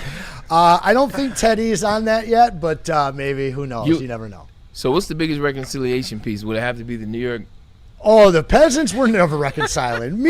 Freddie's a large man, so that's a large reconcile. Me and Sound kayak the fact that we're buddies. Ted, there's hope. Speaking of the peasants, you know what I want to talk? We can talk about this tomorrow. We won't have enough time today. The schedule came out. I ain't going outside today. The NBA scheduling came out as it relates to. I think all the games come out today. We're royalty again, buddy. I beg to disagree. Oh, no, beg to disagree? Come on, man. They won 60 games. They got better. And you know what they got benefited from? They're playing at 3 p.m. on a Tuesday. On a Tuesday? Yeah, but they also booked a concert that night so that they had to be the headliner. 3 p.m. on a Tuesday. On a Tuesday. And I got people trying to convince me why this is cool. You don't complain when the Tigers do it. It's because it's an event. I'll be watching a game like they're watching the Tigers right now. I beg to agree about that, but we can talk about that tomorrow. Shout out to boy Man Cannon and Drake. Got the club going up on a Tuesday. All right, we will take a quick commercial break, and when we come back, there are some other games tonight. There are other storylines coming up. Football is back, ladies and gentlemen. Brother. Talk about some of those storylines and hear that. Why don't you tell me a little bit before we get out of here about Mad Packs? Let me tell you about Mad Packs, and Mad Packs actually has some brand new product on top of their normal high-low pre-roll and boom shakalaka, which you know that I love, 1.5 grams and 1.3 grams of heat. But that's not what I'm here to talk to you about. I'm here to talk to you about the boom shakalaka 200 milligram hash rosin gummies in the high-low 200 milligrams live resin gummies, alongside with the brand new Mad Packs extracts. I've had that as well in Spenny's Puffco. I've had the Dark Knight, and it hits awesome. So make sure you tap in with them. The perfect addition to your summer plan. Learn more at getmadpacks.com. Mad flavor, mad high, Mad Packs. It's bear hunting season, and Dan Campbell is hungry for some kneecaps. If you can just get a hold of them and you start dragging their ass out to the deep, dark abyss, you can drown them. The Kings of the North are back for another year of the brand new Lions. Make sure you're locked in to Detroit's #1 sports network for all the news and info on your Detroit Lions. Woodward Sports, let's go.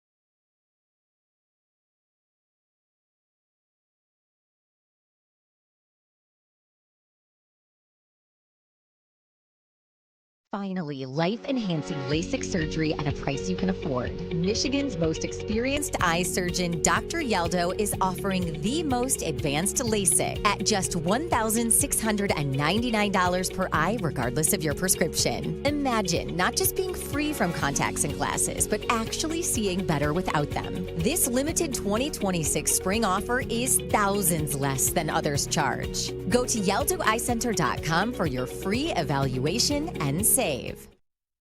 The Super Bowl parade in Detroit will be one for the record books. Detroit just does it different. Woodward Sports, your official Super Bowl or Bust Lions network.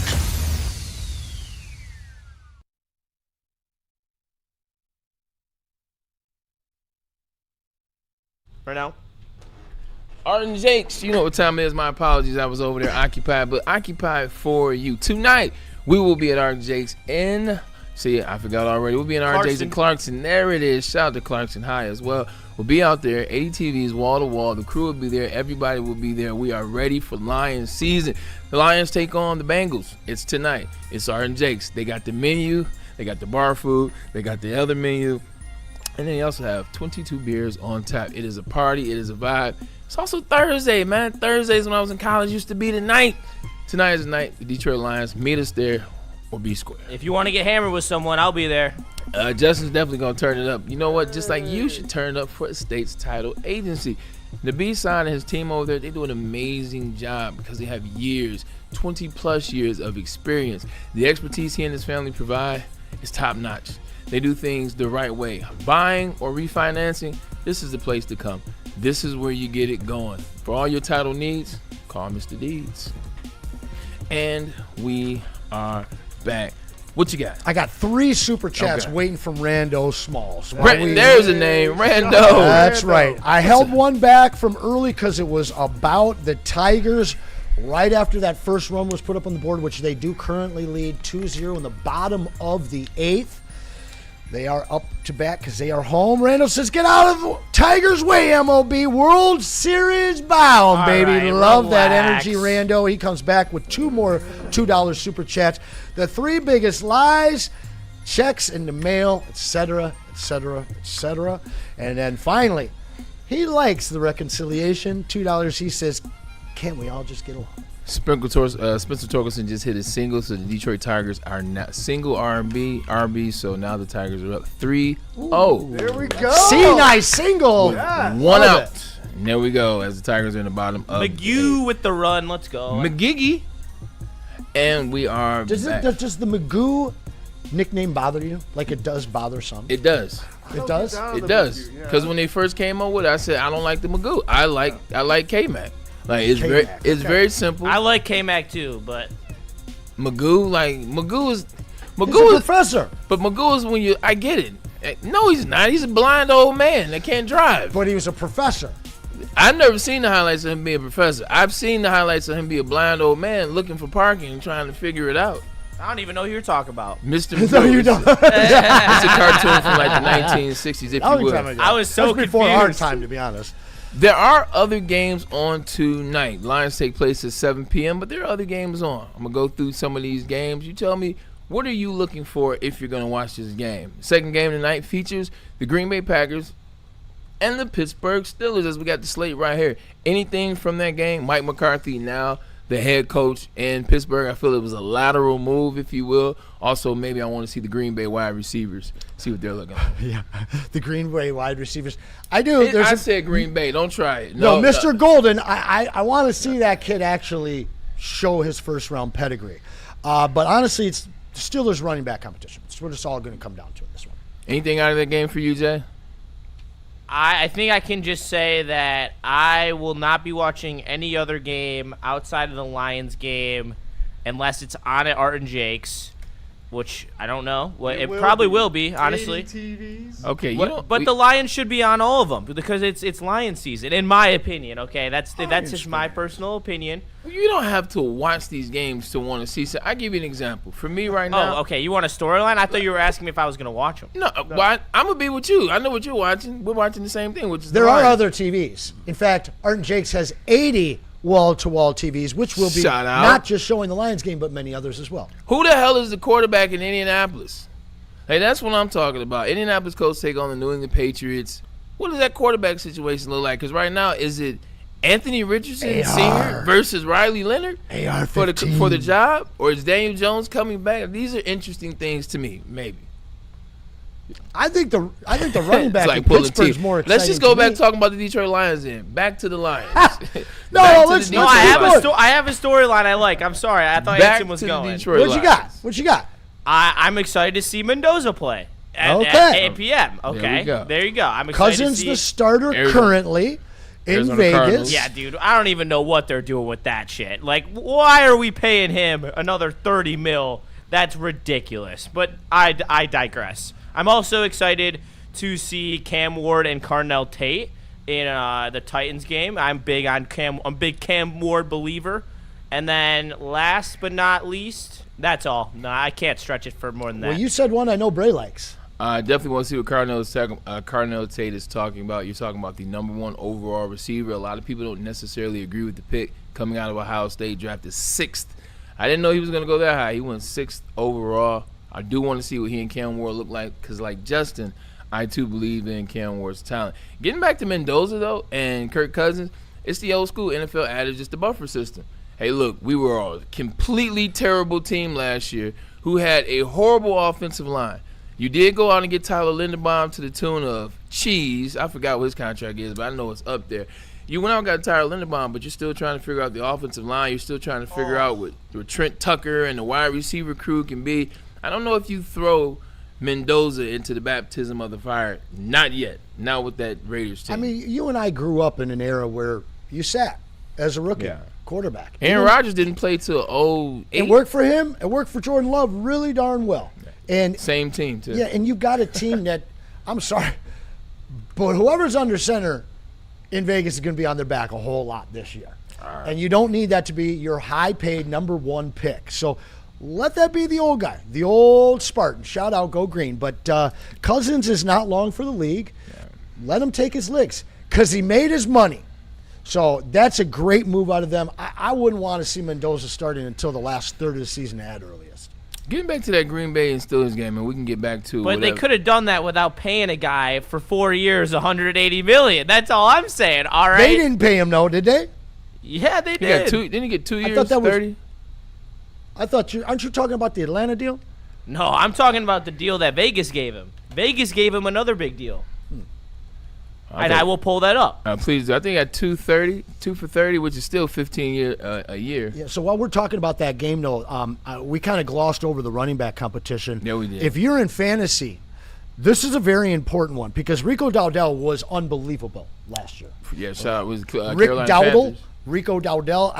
Man, I hate the way that name's done. But you got Warren. Warren was very, very good last year. But then you got the second year Caleb.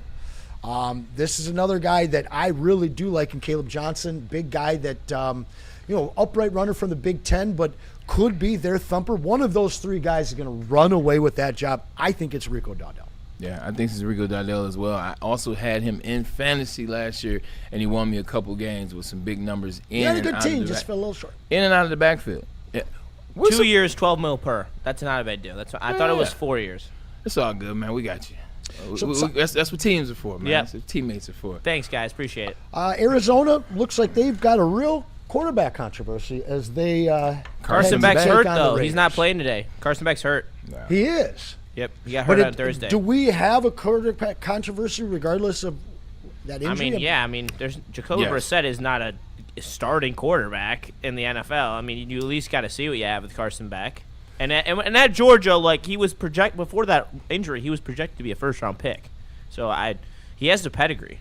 Definitely want to see. I mean, it looked good in night 1, but obviously night 1 he's playing against the 3s and 4s. As we progress through preseason, as they progress through training camp, more will be seen as it relates to Carson Beck. But the arm did look stronger. The decision-making was there, and the throws were typically exactly where they were supposed to be. Over-under? Over-under. Yay, nay, over, under, say yes or no? Just say yes or no. What's the question? Do you want to play over, under? Oh, hell yeah, I want to play. Definitely. Any game you throw out there, I'm down. All right, tonight, Detroit Lions take on Cincinnati Bengals. Over, under on total points. I'm going to stake it at 48. Over. 48. Under. 24 per team. You're going over.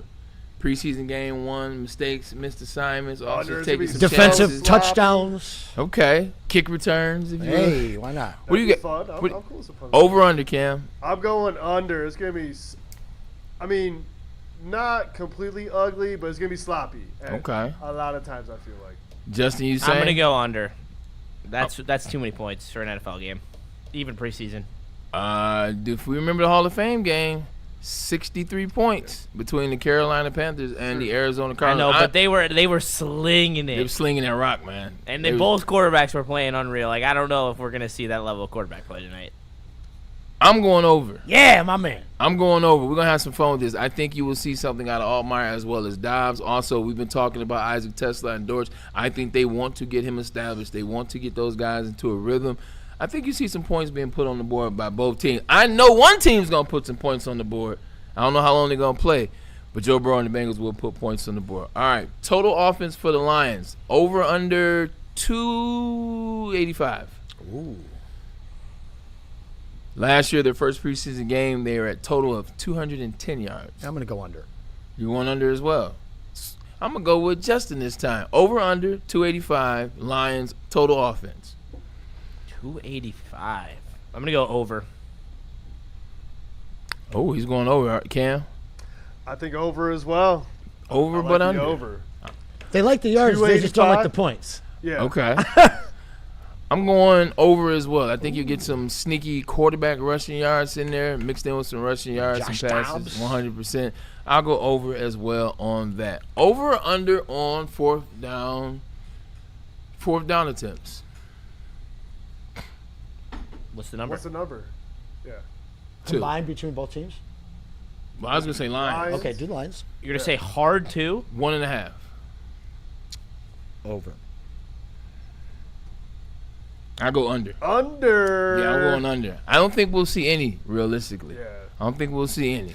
I'm going over. I'm going over. No, Oh, they come out swinging? Yeah. No, you forget, Bray. In the preseason, like, Dan just has no reason to kick field goals. Like, if any short yardage fourth down situation where they're in plus territory, they're going to go for it. And especially at the end of the game. I'm still going under. All right, that's fine. I'm still going under. All right, so I'm over. Cam's under. Justin's over. All right, keeping receipts, guys.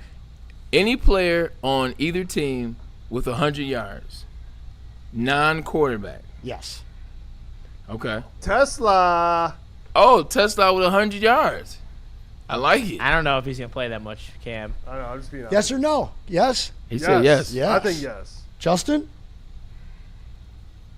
I'm going to say no. Over or under on No, you got to give me your yes or no. Yes. Okay. There will Turnovers? be a 100-yard player? Yes. Yes. That's the question? Yeah, no. Yeah. No. There will be no a one's going to 100-yard play player. enough. There will be a 100-yard player. I promise you that. Oh, yeah. I almost got a guy in mind. I'll tell you at the end of the show. Over and under turnovers. Something the Detroit Lions lacked last year. Over and under turnovers just for the Lions. I'm gonna set it at 1.5. Turning the ball over or forcing turnovers? Forcing turnovers. It's a half? I'm gonna put it at 1.5. I'm going to put – that's a tough one. I'll go first. I'm going over. I think you'll see 2 interceptions tonight, and I think you see a fumble recovery. Just throwing it out there. Devin White. This is a team that has to be more aggressive. This is a team that is coming off not making the playoffs last night. Do you know how long they have been looking for this moment? And whether you played on this team last year or not, you are part of a culture that did not make the playoffs last year, that has something to prove, that needs to be more aggressive, that understands where they had some lulls. I think 2 interceptions, fumble recovery. Aggressive football will be played. Cam? I'm going under. I'm going under unless Ennis plays out his Justin? I'm gonna go over because it kind of feeds my narrative of low points but lots of yards. I'm going over just because it's sloppy week 1. Yeah. And we'll go to a quick commercial break, but how excited are you guys the football season is back? Very. Like the excitement is there. The a energy ridiculous amount of excitement. Did you wake up different this morning? Yes, I did. I could feel. How did you wake up different this morning? You just knew? It was in the air, baby. Yeah. Something about football season's in the air, man. Whether you play it or not, like you got that same tickle in your spine, like the same hairs on your neck stand up. Like you walk outside, the air seems a little different. You know it's around. Feel like people at the gas station start to see more and more Lions gear, more and more conversation. True. Everybody wants to talk. If they see you wearing anything, it's like, man, what do you think about this, that, and the third? And as you hear that clapping, the Detroit Tigers wrap it up. They wrap it up. Win and the they take off. There we go. 3-0 versus the 4 Cleveland straight Guardians. series. Let's go. who said the Tigers were out of it. All right, let's take a quick commercial break. Before we take that break, I want to ask you and Tigers Justin win. one Tigers final win. question. Tigers win. You guys See, brought that's up why they're winning, because Javier Baez is back. Javier Baez. Biz. You guys brought up a name in Carnell Tate. Tate or Tyson? Who's having the better year? I'm going Tyson, but he's just strained his hamstring, if you will. But it's just another preseason training camp type of soft tissue injury. I'm going, but that means I got to buy into Tyler Shuck, which I keep telling you guys I'm not buying into. You got to buy into Cam Ward. Well, I buy into Cam Ward. His legs or his arm? Fair. Give me Carnell Tate. Justin, Tyson or Tate? Who has the better rookie season? Tate, less competition for targets. There we go. I think Tyson's the better wide receiver. I do too. But I think Tate will have the bigger year. All right, we'll take a quick commercial break. Cam, tell us about Thrive. Thrive, baby. I got you, B. Yeah. Forget taking those late night espressos before heading out to Art and Jake's. All you gotta do is get down on Thrive Energy pouches, y'all. But check it out. It ain't your daddy's dip. It is tobacco free, nicotine free, mental powerhouse of smart caffeine. No sugar crash, zero bloating.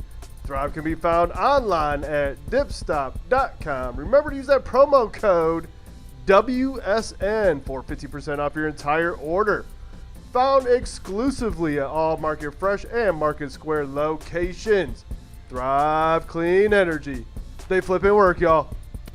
Game is won in the trenches, and our big fellas don't mess around. The Woodward Heavyweights on Woodward Sports. Some days call for light, others lean bold. What about everything in between? All Day IPA, the easy choice for every day. Citrusy, crisp, refreshing. Flavor you can float with. Light on the hops, big on refreshment. One's great. Two, even better. Brewed with you in mind. No shortcuts, no fuss. Big on flavor, never too much. All Day IPA. Hop into easy.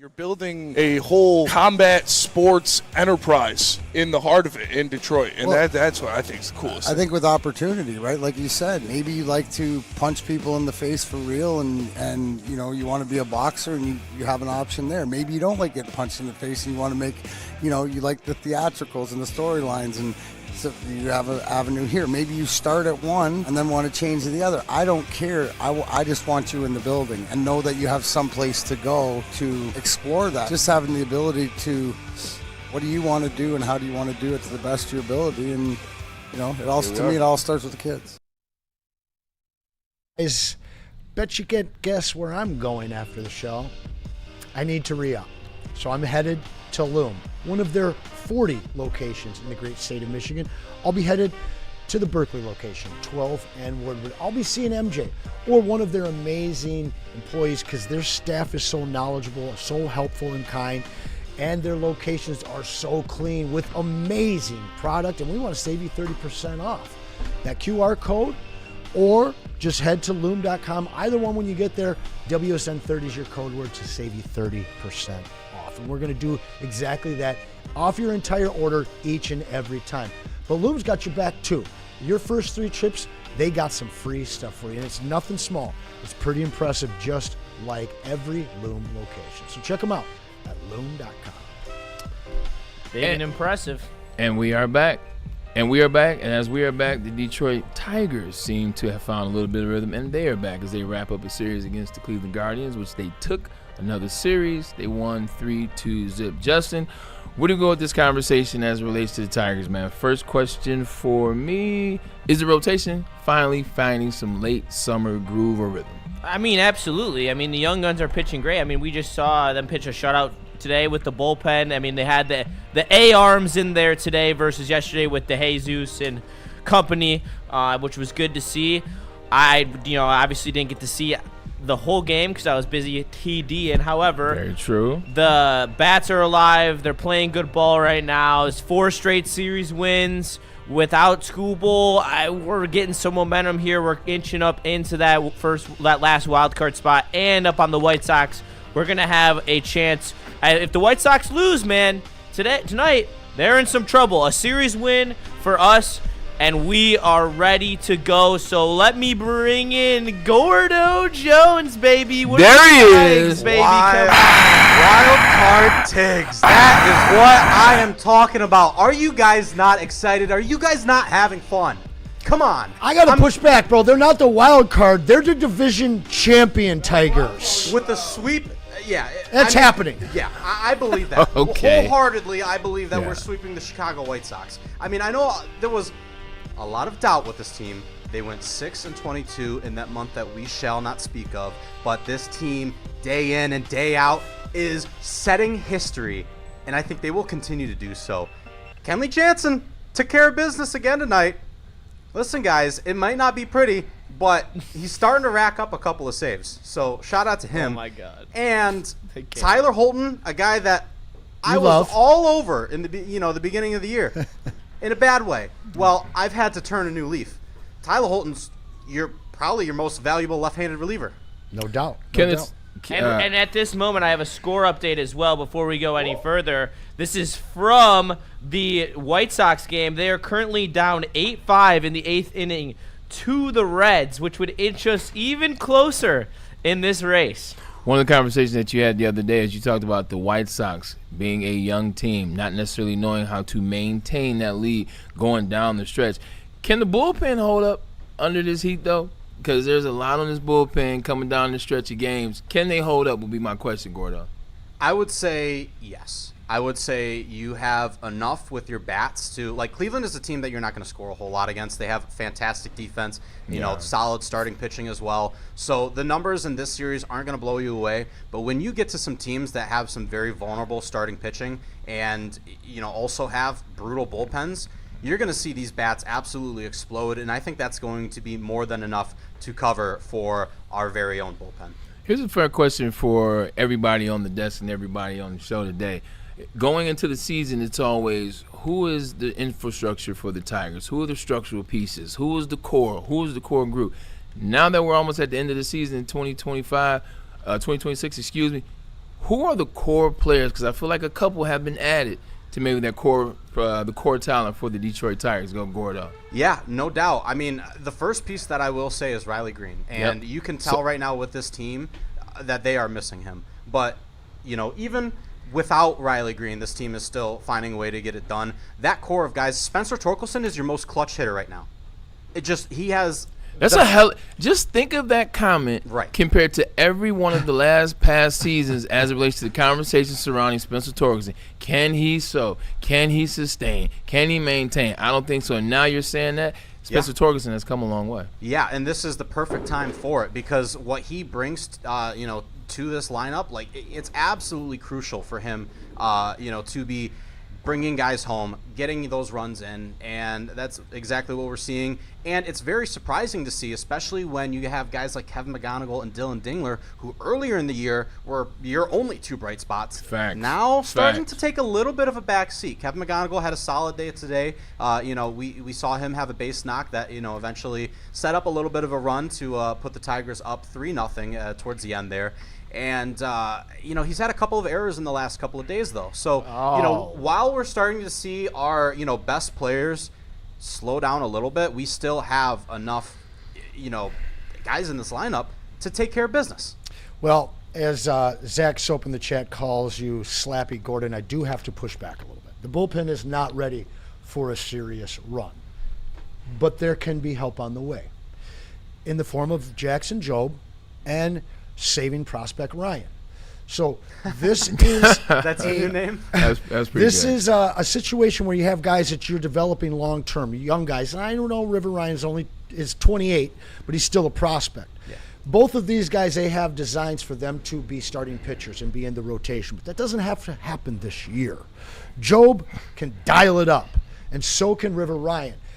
The Tigers have to find and manufacture a high leverage bullpen arm if they're going to capitalize on this run. Now, there's a few super chats coming in regard to this. Dante 151, you gotta clean this one up, because I'm pretty sure the Cleveland Gardeners, someone was paying attention, last got shut out was July 13th, 1990 against the Mariners. Yes. They've not been shut out for 36 years? Yeah, and they also have... The Cleveland Gardeners have scored a run in every game for the last 36 years. It's devil magic. That's impossible. It's devil. I couldn't believe my eyes when I saw the stats. I rubbed my eyes They like have twice. not been shut out in 36 years, That's Gordon. crazy. It is insane. Yeah. Or yeah, it's yeah. There you I go. was You I was have waiting a for little it. bit of a qualifier on there. Please, Yeah, shout out Garrett Friel in the house, thank Hockey you. Elite. Without the strikeout, and that was a crazy thing today. Tigers, I don't think they had a strikeout today until I think Tyler Holton was got the first K of the day. So, man, you found a way to out devil magic the the devil magic team. So, shout out love to Dante 151. He doubles down with another $5 super chat. Hey Gordon, my prediction is still alive for what I said on Woodward Tigers. I said the Tigers need to go 5-1 against the Guardians and White Sox. They're 2-1 with the 3-game slate against the Chicago. Well, we won't say the rest. What do you think? Yeah, I think the White Sox are a team that's reeling right now, and you have to pounce on them early. No doubt, this is a series that we can see the bats explode, and this is something like if the top is going to pop off this entire city out of Comerica Park and this studio too, if we go out and sweep the White Sox, in my opinion, because that'll put us on top of the division. Because if they lose this game, it's a 2.5 game lead. Precisely. And then Sean and Neil, well, I was going to say a certain EF word, but I'm not going to. But they are so invested. They have pure conviction. And in fact, Neil jinxed this team last year, so the reverse jinx is on. Yes. Shout out Golden Voice. Ha! Yeah, I'm really excited to see the E-Crow a little bit. It's definitely going to be a celebration in here when these Tigers do make playoffs. White Sox got an ugly stretch too, man. They play against our Detroit Tigers. They follow that up with the Cubs. Then they play the Braves. Then they play the Mets. Yeah, then they play the Rangers, Twins, Astros. Jeez. And then Twins, Pirates. It's a tough stretch. Cardinals, Guardians, and Tigers to finish it out. Yeah, and then for the Detroit Tigers, after this Chicago White Sox series, we have a little bit of an easier stretch on the road with Pittsburgh and Kansas City, but then we have Tampa Bay and the LA Dodgers. And we get to see how we measure up. Right. While we're hot. Exactly. I'm all for it. Against one of the top fellow AL teams, and also the evil empire in the LA Dodgers. Give us an update on Riley. When is Riley Green coming back? How serious is the injury? So it's been very hush-hush. I've looked a lot. Chris McCoskey, shout out to him on X, had this, I think, yesterday. He was placed on 10-day IL. And so far, we haven't really got much from Tigers PR or the organization about when he's going to be back, other than the fact that he's placed on 10-day IL. Before we go to commercial break, I want to ask you one last question. We keep talking about A&J as it relates to Art and Jakes, but I want to talk about the manager for the Detroit Tigers, AJ. See what you did there? I feel like so much was made when the Tigers struggled early about maybe AJ's not the guy, maybe this, that, and the third. I always thought it was about, it's the talent and all the things that go around it. But now that they're trying to find form, now there looks like there's some light at the end of the tunnel. How much of that credit gets given to AJ, and what are your thoughts on AJ Hinch and how he's been able to deal with the Tarek Skubal deal, now no longer having Tarek Skubal, and now moving in the right direction?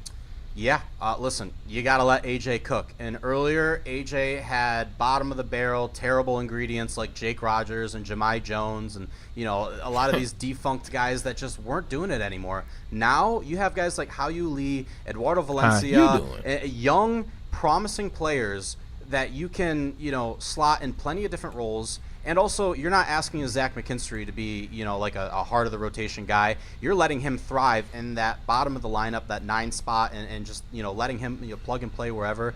I think the biggest thing for AJ Hinch is the difference in the tools that he has at his disposal. That's why I feel like, earlier in the season, a lot of the pinch hitting decisions and, some of the bullpen decisions as well got heavily criticized. But now you got a little bit more to work with, and you're seeing the fruits of the Detroit Tigers' labor. I always love promising players, and I love the word promise, and I even like the song. Shout out to Jagged Edge. Gordo, we appreciate you. Elite level Tigers. Go ahead, brother. Make sure that you guys check out Woodward Tigers post game. We're going to be going live literally like 4:05 in 15 minutes. So don't worry, guys. If you guys want a breakdown of today's win and the series win against the Cleveland Guardians, check out me and Nick at 4:05 live on Woodward Tigers. And another reminder about Saturday.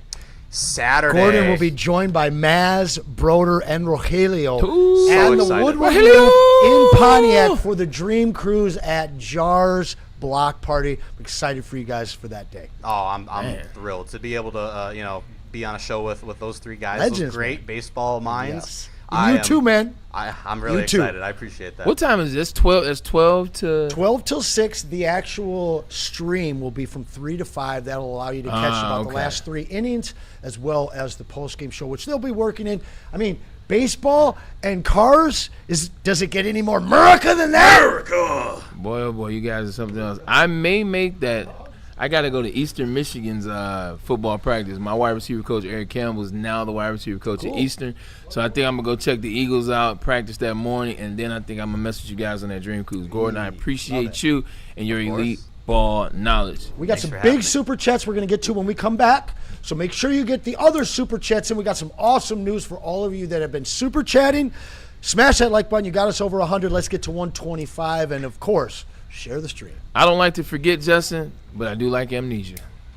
Oh, yes, absolutely. Let me tell you about amnesia. Switch it up, baby.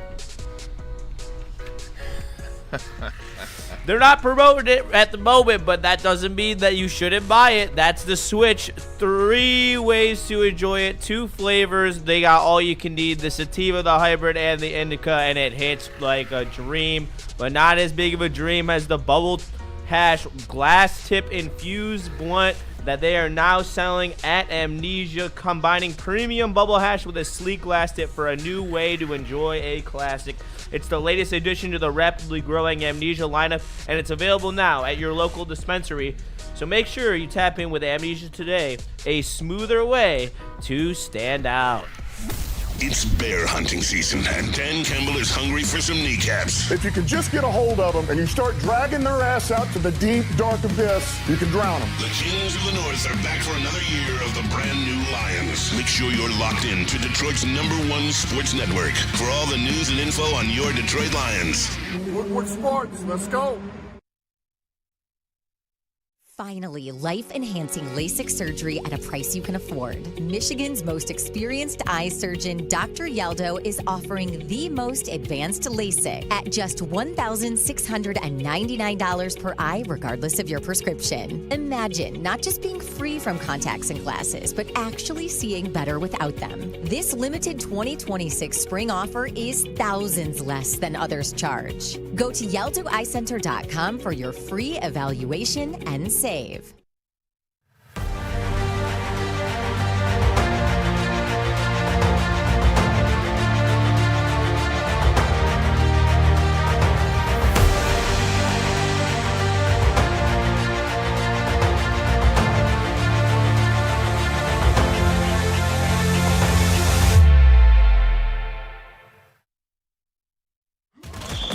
The Super Bowl parade in Detroit will be one for the record books. Detroit just does it different. Woodward Sports, your official Super Bowl or bust Lions network.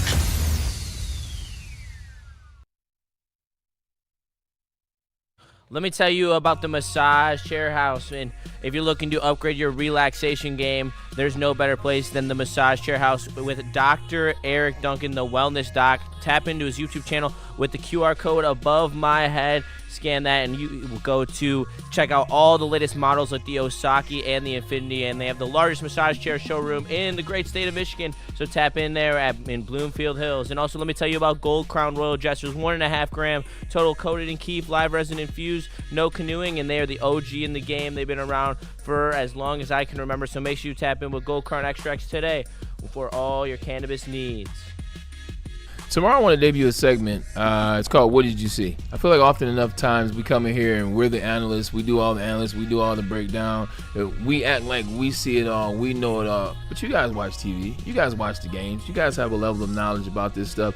Tomorrow when we come in that second segment, what did you see? I want all the comments, I want all the questions, and I want all the super chats to be directed to that. What did you see in the game? Because I want you guys to tell us what you saw, and I want you guys to ask us questions about what you saw. And did you see what you thought you saw? That'll be a fun way to engage in you guys watching experience and our watching experience. And speaking of engagement, you guys didn't bring it to start the week. But Bray comes back, and you brought it today.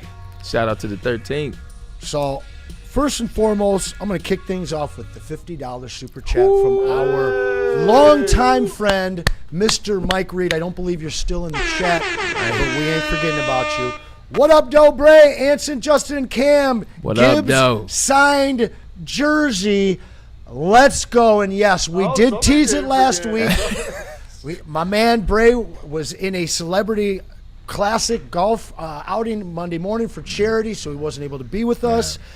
And the fact is you guys didn't bring it, so we didn't talk about it. We were going to save it for next week, but you brought it today. Yep. So every super chat today is going on the wheel, along with tomorrow, and then all of next week. This is a big one, so we're not shortchanging anybody. We're not giving you just 2 days. We're giving you full 7 days to get in.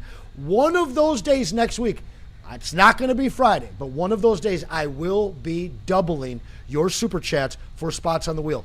So show up all 5 days, guys. And then we were talking earlier about how excited the jersey people will were. be in the building tomorrow. Oh, yeah, we'll have that jersey. We'll to show the you jersey. tomorrow. I know you guys like, but BS, they don't have a jersey. They're blowing smoke. Ben had the jersey. We'll put it right there on that desk for you to see. I appreciate your patience. Tomorrow, I told you. I said he had to be happy. He's happy. I'm happy. Jersey comes out tomorrow. There we go. And we're so happy and appreciative that you did that and brought it for us. Could be up on your wall or on eBay. Middle-aged sneaker chick with a $10 super chat. We were talking about how excited you are for She said the football show's season. unhinged. I love her. Now, personally, it's like October 30th, first game of the NBA. I'm a little more excited about. It's for me that last week right before when all my drafts are going off and that coldness, the crispness is in the air a little bit. That's when I get excited. But middle-aged sneaker chick says, my kid is coming home on a 7 p.m. flight tonight, and I'm so excited about football that I'm ready to make her catch an Uber from the airport. Hey. She's not picking her up. I'll go get her, Uber but works. if it wasn't preseason, she'd be screwed. Hey, man, just screenshot and send all the information, man. You know what I'm saying? Sometimes you have to watch your game. But that actually feeds into my next comment. Shout out to middle-aged sneaker chick. Where's everybody watching the game at? Because as we want everybody to come to Arden Jakes and Clarkson, which we will be at tonight from 7 until after we're Justin and Anson are doing the post-game show as well. Make sure you check that out. Where you watching the game? Excited. Just throw some things out before the show is over. Also tap into Woodward Wings at 4:15 after you check out the Tigers post-game Tigers show. 4-5, yeah. So check out that and then check out Woodward Wings. Do a little double dip, please. You know where I'll be watching the game? Arden Jakes. From in front of Meatloaf. Arden Jakes Meatloaf. Of course you get the meatloaf. So, talk to his best friend Jeff about the meatloaf. This is true. Jeff did co-sign the meatloaf. Man. I remember That's that. just I remember not y'all the. talking about that. I bet He it's great, co-signed but it, that's too. just not the choice at Arden Jakes. There's so many. It's things not the that choice. are Because you haven't chosen it yet, young Justin. No, Let me teach you. I'm not choosing I've had some of meatloaf my anywhere. dads. My dad chose that too. That's a very you and my dad, I guess. You know. Hey, there was a joke in there. Experience over youth, baby. Let's go. There's no joke. This There's is no joke. going to be, I call it BS. This is going to be a fun back and forth all season, boy. It is going to be a fun back and forth. Oh, you know who they all put on the season. damn post-game show, too. Maz? No, me and that guy. That's what I'm talking about. Oh, my goodness. Yeah. Yeah, be all right. ready. That post-game show is going to be all fireworks. Yeah, we're gonna be screaming at each Take other. that cheese off my head. Well, you're lucky I can't put it on you this year. I do like the little Peter Parker hanging over your head. Thank you. That's Tomorrow- a little nice addition I made to my. Can we see the sweet potato? I know the sweet potatoes electric. Oh, what is that? It's a sweet potato with some butter. Ah, man, listen, okay, I see you out It's here. the sweet potato can. Cam's trying to get to it.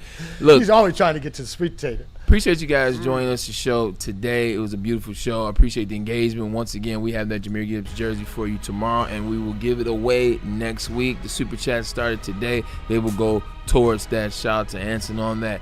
Enjoy watching the game, but understand when we come back tomorrow, there will be a lot to talk about. We will have sound from the game. We will have plays, highlights, lowlights, all of that jazz, if you will. And also, I know there was a comment made by a sophomore quarterback in Ann Arbor. Ooh. I know I heard it, just like you did. We will come back in tomorrow and we'll talk about Bryce Underwood's comments about the Michigan, a little more time than we had today. Ohio State game, because yes, we do need more time. And you guys might be surprised with my conversation about it. You don't know what I'm going to say, but today was a hell of a show. Appreciate you for joining in for Sweet Patata Cam, Sweet Patata Cam, Justin, Anson. We are the Braylon Edwards Show, and we will see you tomorrow. Go Tigers. Yeah, Tiger. Or Lions. You smell that? That's Brad Holmes cooking. And the off-season smells good. Woodward